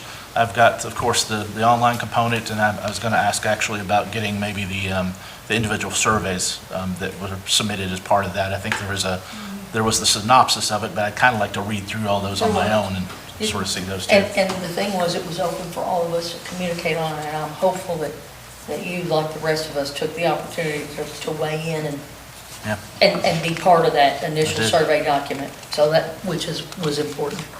But I think also it's important to know that part of the reason to do this and kind of create the park that we want to create is with selling these parcels, it will create a line item of money that we're able to do it that we don't have right now. So I think, that's a huge thing for us to be fiscally responsible, to know that, if we do decide to sell these parcels off, it's for the good of, building a park that we can all be proud of for future generations. Okay, I'm gonna keep moving then. Judge, can I just one more thing I'm I sorry, wanted I thought you were done. to Yeah. miss. Last week I went to the Kentucky Housing Authority's Low Income Housing Conference, and they had a great speaker, Daniel Perlick, that wrote this book about the missing middle. And it is focusing primarily on those housing types that were missing. His entire consulting business. We build a lot of single-family detached, and we build a lot of apartment buildings. And we know in this community right now, we have something like 1,200 apartment buildings that are in process of being built. Units, sorry, not buildings, but units, and more potentially coming online. And we have some higher-end housing developments that are being built out. We don't have those individual things where either young families can buy a first-time home or elder, single folks can downsize into smaller scale. Daniel does a consulting business that I would really like us to talk with the city about bringing him in to do an evaluation of all of our housing stock with our zoning codes and figure out exactly what we're missing and where we can maximize the best type of zoning, which I think would be prime opportune time to look with this Ducker's proposal that even though it's zoned currently something, there may be something that is more fitting there that makes better use of the space and meets a broader need in our community. So I just felt that was prime conversation to have with that attendance at the conference last week. But I do want you to know, right now, currently, out towards Good Shepherd there's 99 townhomes going in that I think fits the envelope. And then on Georgetown Road, behind the Shell station across from the park, I think they're getting ready to start on 200 more townhomes. So I think people are starting to see that there is a void in this community, but it's definitely worth a conversation. It's a very important one to have. Okay. Next one is RFP for Lakeview Park. This is been a couple years in the making, I'd say, and I guess I just realized why Charlie came in tonight. Yeah, Yep, one more visit. yeah, you wanna come up and say anything, Charlie? Put a lot of work into this one, man. I appreciate the opportunity. Yeah, we've been working on this plan for several years now, so this is a big step, a crucial step. Sending out an RFP and seeing what kind of information we can get in here, because, we've got some money some key funding set aside for this project, and I know there's a deadline. So we need to move forward, we need to move some dirt, we need to show some progress in our park plan, so I appreciate your all's consideration. Thank you very much, Charlie. Anybody have any questions on this item? Of course, Judge. Where can the public see the current plans? We have a website that has the plans that the Hitchcock Design Group did for us, right? I don't know that there's any place that the public can see the changes that the park committee has made about soccer fields and ball fields and some of that kind of thing that I would like before I, as a representative, make any decision on any RFP responses. I'd like some more input on what has been altered and changed. We'll put it up online. I thought it was good to get the RFP out and then put it up, but yeah. Well, they're going to concurrently, the public's going to look for it now, but I'd like to have some input. The last public meeting about the park, to my knowledge, was about 3 years ago. I think it's maybe due another informational session for people that are interested in having some input. Four of us actually are new on the court since that happened, and I'd like to be able to say that I put ears to residents' concerns about how this is going to be built out. It's fine to do an RFP, but that doesn't, of course, commit us to anything. I'd like to hear some concerns, and I'm hearing concerns about losing soccer fields and where those can be replaced and otherwise. So I'm asking for a public meeting on that as well, I suppose. Right. Squire Tanner. Squire just mentioned what I had on my mind. Having a request for proposal doesn't mean we have to take any action at all, and we need to get the ball going down the road. And both squires, soccer fields are at the top of the list that we're talking about now, so there's some definite things that we're looking at to move forward on that, because we know we don't want there to be a void in the community with that sport. Okay. Good. Next one, authorized to approve jail promotion. I changed colors before I came. Sorry, I'm about half asleep up there. I can't even see anybody out there. Alrighty, so do we have any questions on the jail promotion? And our jailer is here. Good. Jailer Hopper, could you explain to us where this position is? I was hoping maybe we can get to the point that we can actually see in that hierarchy chart that we created, that we put into the You are the going code, to see the where reorganization very soon. where the one person comes from and where they're She going to came from the being a next. corporal position and was promoted to sergeant. So each, Was that because of a from vacancy? from in what that? you guys had designed that I inherited was staff sergeant, 2 corporals, 5 deputies. So she came from corporal and went to sergeant. And that was just because of a vacancy? It wasn't it wasn't a promotion? It was a promotion, but it was because of a vacancy? There was a vacancy, yes, sir. Okay. Any other questions? So, I'm sorry, I missed part of that, and I apologize. That's okay. Are you working on some, Squire West was asked a couple times about the flow chart or whatever you want to Yes. call it. So that's something that. We are working okay. on a reorg. Sorry, and if out I there. missed it, I apologize. Yeah. Yes, so, sir. Yes, we're perfect. working on a Okay. reorg. So you had a vacancy and you're We had a moving this vacancy person in? and we filled it. Perfect. and Okay. Any other questions for the jailer since she's still here at 9:42 at night? I think I'm going to be on the next item too, other business. Surprise. The advertisement, do we want to, Yes. the advertisement for the concrete Oh, was advertised yeah, correctly? Sorry, yes, we're going there. That Okay, was I just want to the make sure there's surprise. nothing else on this. We're done on this one? Okay, so let's flip back to the agenda item where we had a discrepancy on the bid. Number 4, item number 4. So we thought that it was not advertised correctly, but I'm assuming you all came back and realized what you advertised was what we had all discussed. Right. You just happened to send the wrong one to our clerk for our packets. It made it to the newspaper and yes, yeah. Right, but what was advertised in the newspaper is our legal binding document, and that was done correctly. So if the court wants to go ahead and bid on the number 4 agenda item, we can. So what, yes, because what the newspaper did say was for replace, removal, or repair Yeah. of the concrete. And there will be an amount of concrete that is put down when they level that off anyway. And I can't explain the epoxy, how it sticks to it, but yes, Well, sir. with that, I'm fine to move forward with it And our then. county attorney looked over that document, so to let you all know that he says we're good to go with this. That's why we're talking about it again. Can we get the, You're fine, go ahead, Squire. can we get the correct document? Sometimes the correct advertisement, Yeah. when we have to go back and look at our material later, we, and we've had to before, Oh, yeah. on to clarify as you So say. Kim, can you make sure everyone gets a copy? I'll send it tomorrow morning. Yeah, perfect. Thank you. Do we need to send anything or? No, I give think them- whoever Okay. sent whatever is fine. Perfect. Yep. All right, thank you.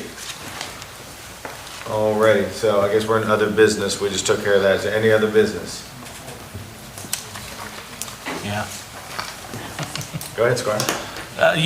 We've knocked out most of my list, so don't feel too bad. I met with Humane Society last week at their board meeting, and I know there's been a lot of back and forth, and I just want to kind of get to the bottom of what their need is, and, they're providing a contractual service to this body, and I think there's a lot of misinformation I've heard in the community, and some even in some of these rooms about, what county funds are used for, so I thought best, can we just have them to our next meeting? If it's September 11th, that'd be great.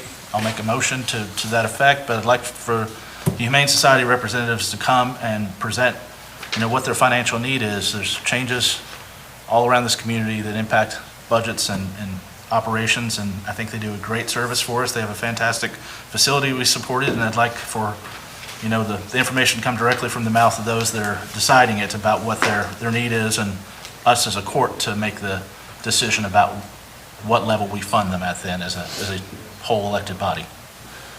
So I know we have a meeting set up next week, Jack, I think, with the city, because we've been in talks with the city, because obviously they're in the same scenario as we are. So we're trying to figure out, and we thought about even doing a joint meeting together with them to kind of talk the whole thing through. So, We have a contractual obligation as a county to do services regardless of what the city does, right? I would just like them to come and speak to us. We can ask questions. You know how those joint meetings don't seem to accomplish something sometimes, particularly in campaign seasons. I'd rather them come. I'm asking, I'll make a motion if I need to, and we'll see how it goes, but I would like them to come to our next meeting and represent what their request was. I don't feel like some of that information was received by all of us, maybe by mistake, but I certainly didn't get the initial letter about what their request was and why those funds were requested at that amount.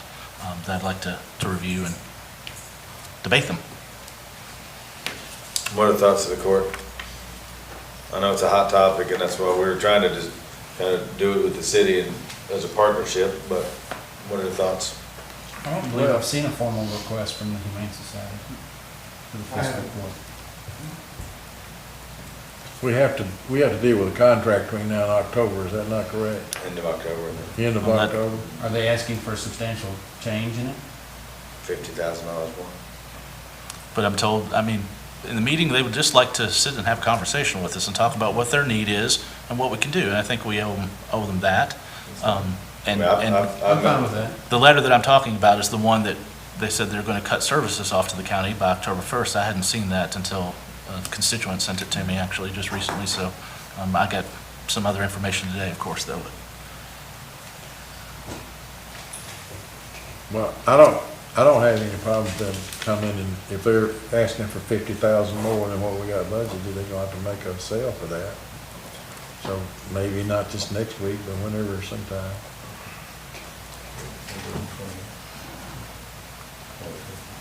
We have something to do before October 1st, before services are cut off, right? I don't know I if thought we anyone's said had a end of plan. October. October 1st was what I saw. We need to take some action before then. I think I saw October 1st unless I'm wrong. but- City's October. No, I'm saying that's our 31st. next meeting date. Yeah. After Yep. What's in the letter? What's the date in the letter?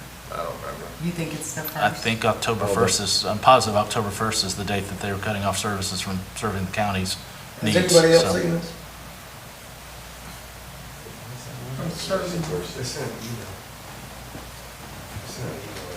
Yeah, they sent an email to everybody. I got that email, but there's another document I've seen that was reportedly What's the sent to other the county document? that I hadn't sent.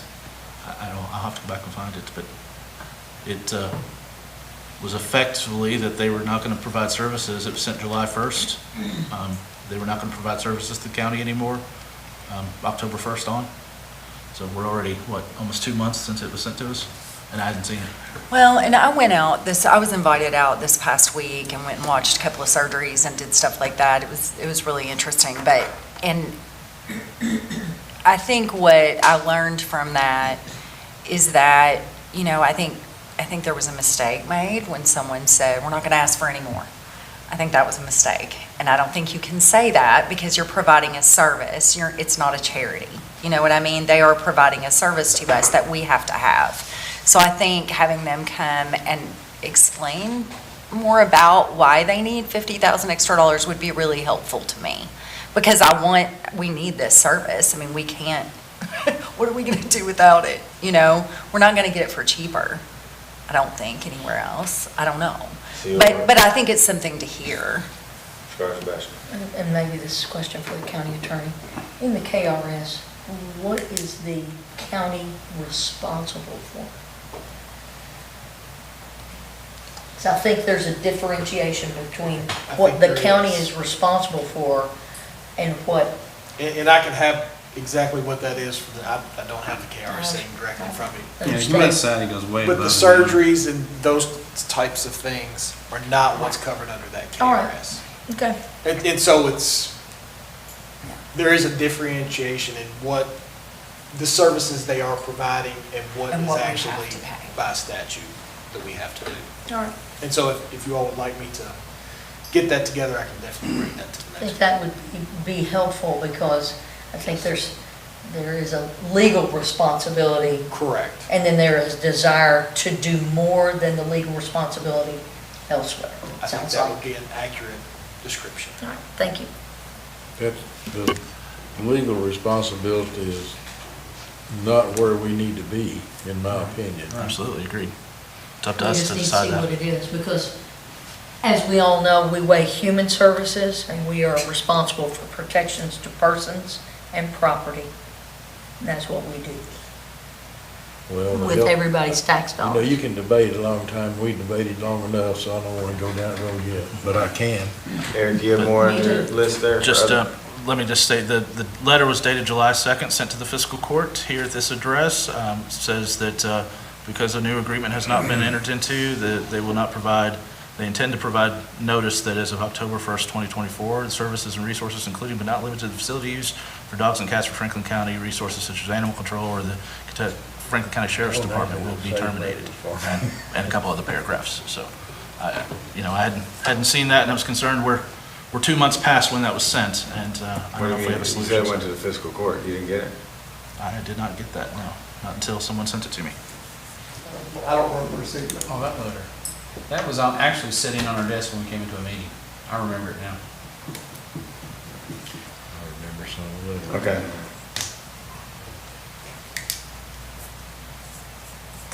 And, sorry, I think I'm fine for anything else. Tonight's late.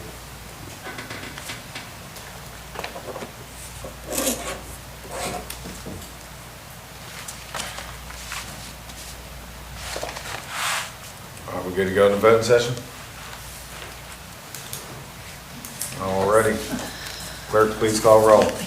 Squire Sebastian. Here. Squire Blackburn. Present. Squire Dykus. Here. Squire Herrick. Here. Squire Tanner. Here. Squire Wisman. Present. Judge Mueller. Present, thank you. Authorization for approval of minutes from regular meeting of August 6, 2024. So moved. Second. All those in favor say aye. Aye. All those opposed say nay. Motion passes. Authorization to award a bid to Epiphany Foam Insulation, sole bidder for spray foam insulation at the dorm for the jail. So moved. Second. All those in favor say aye. Aye. All those opposed say nay. Nay. Did you get that, clerk? Yes. Thank you. I'll try to read this, because we scratch out here. Authorization to award a bid to Precision Industries Flooring, sole bidder for concrete at the Durham Jail. So moved. Second. All those in favor say aye. Aye. All those opposed say nay. Motion passes. Authorization to award a bid for Precision Industrial Flooring, sole bidder for epoxy floor in the walls within the kitchen at the jail. So moved. Second. All those in favor say aye. Aye. All those opposed say nay. Motion passes. Authorization to approve a memorandum of understanding between Franklin County Sheriff's Office and Board of Education of Franklin County to provide school resource officers SRO services. So moved. Second. All those in favor say aye. Aye. All those opposed say nay. Motion passes. Authorization to receive the sheriff's 2023 tax settlement. So moved. Second. All those in favor say aye. Aye. All those opposed say nay. Motion passes.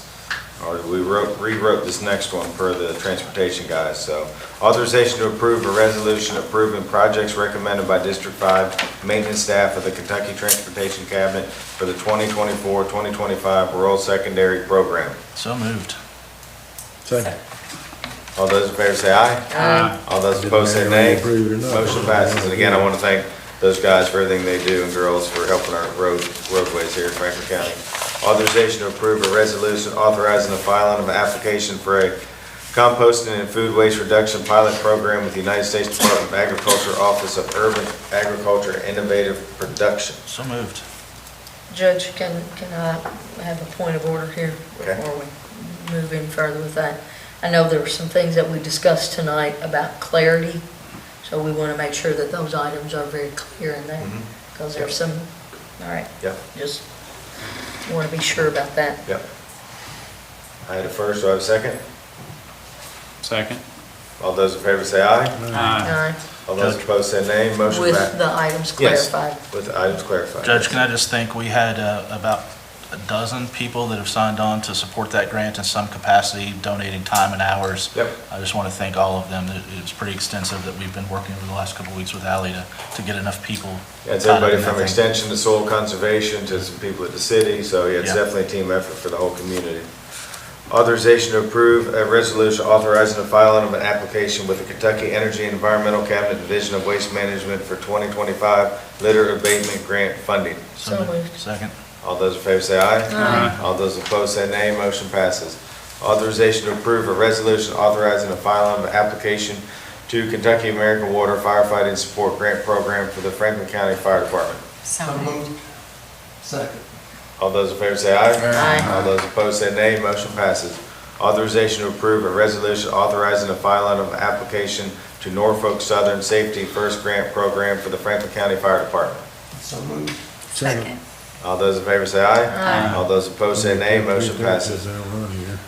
Authorization to approve a resolution authorizing the filing of an application to the CSX Pride in Service Grant for the Franklin County Fire Department. So moved. Second. All those in favor say aye. Aye. All those opposed say nay. Motion passes. Authorization to award a bid to Wine Rescue Equipment, sole bidder for fire department extraction equipment. So moved. Second. All those in favor say aye. Aye. All those opposed say nay. Motion passes. This is the first reading of ordinance amending the table of special ordinances, section 1, zoning map changes of Franklin County Code of Ordinances for a 0.759 acre tract located at 110 and 112 Waukegan Drive from rural residential RR to rural residential B, RB district. The property is described in deed book 493, pages 771-774 in the office of the Franklin County Clerk, and further identified as PVA map number 049-20-03-002.00 and number 049-20-03-002.01. No vote will be taken at this time. Authorization to approve a resolution authorizing the expedition of the Local Assistance and Tribal Consistency Fund, LATCF, for the purchase of siren boxes for police vehicles for the Franklin County Sheriff's Department. So moved. Second. All those in favor say aye. Aye. All those opposed say nay. Motion passes. Authorization to approve a resolution relating to the 2024 Franklin County tax rates for real property and personal property, aircraft, watercraft, non-commercial, and 2025 tax rates for motor vehicle and watercraft. So moved. Second. All those in favor say aye. Aye. Can I explain my vote? Sure. I reluctantly vote yes because I think those rates are inadequate. But I reluctantly vote yes. Okay. Thank you, Squire. Not that that means anything. That's okay.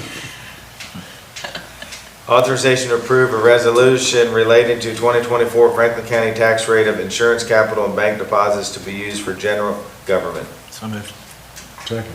All those in favor say aye. Aye. All those opposed say nay. Motion passes. Authorization to receive treasurer's report. So moved. Second. All those in favor say aye. Aye. All those opposed say nay. Motion passes. Is there a motion to deny any claims?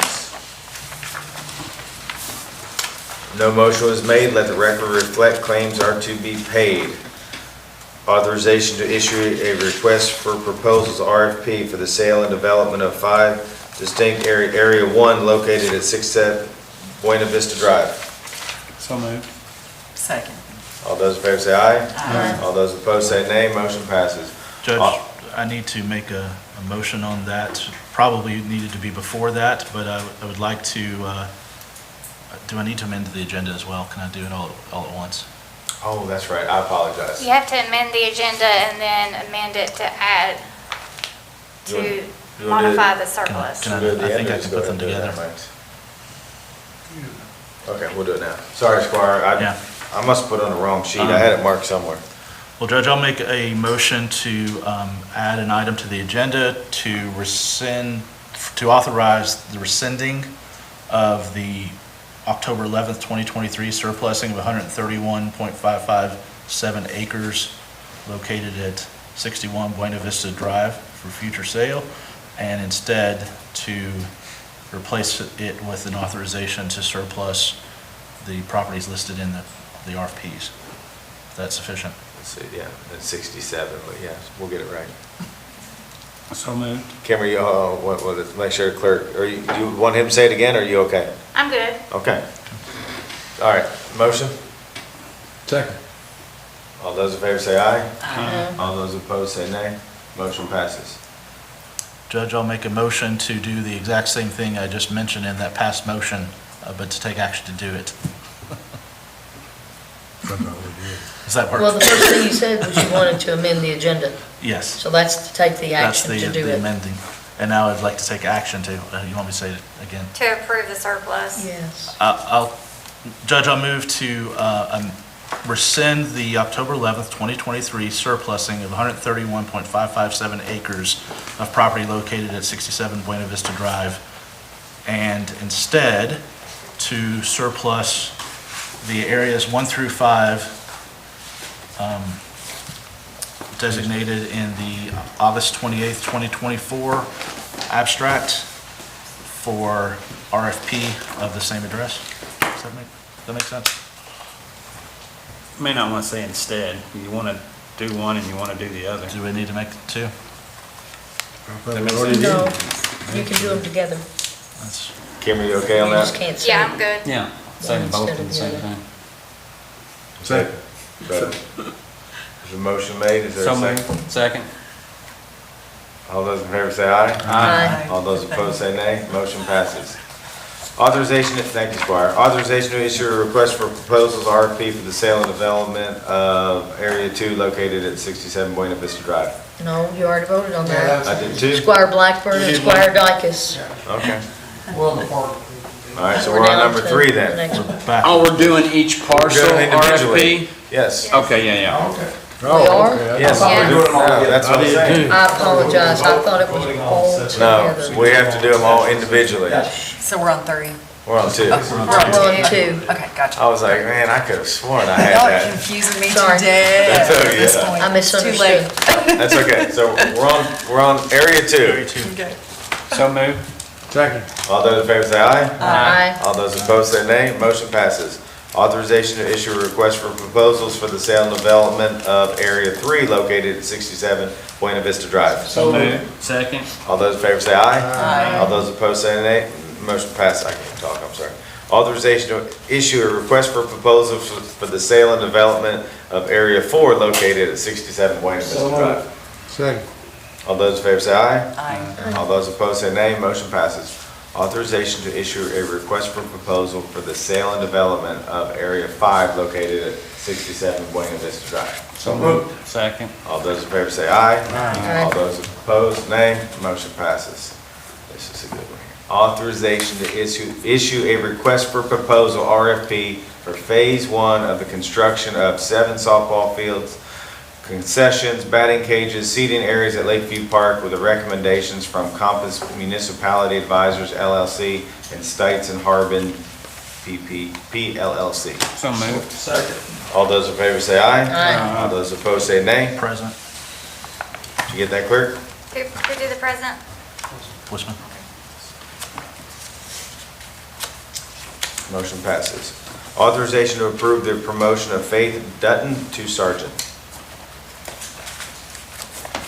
So moved. Second. All those in favor say aye. Aye. All those opposed say nay. Motion passes. Authorization to adjourn. So moved. Second. All those in favor say aye. Aye. All those opposed say nay. Thanks, Court. That's everybody's. Yes.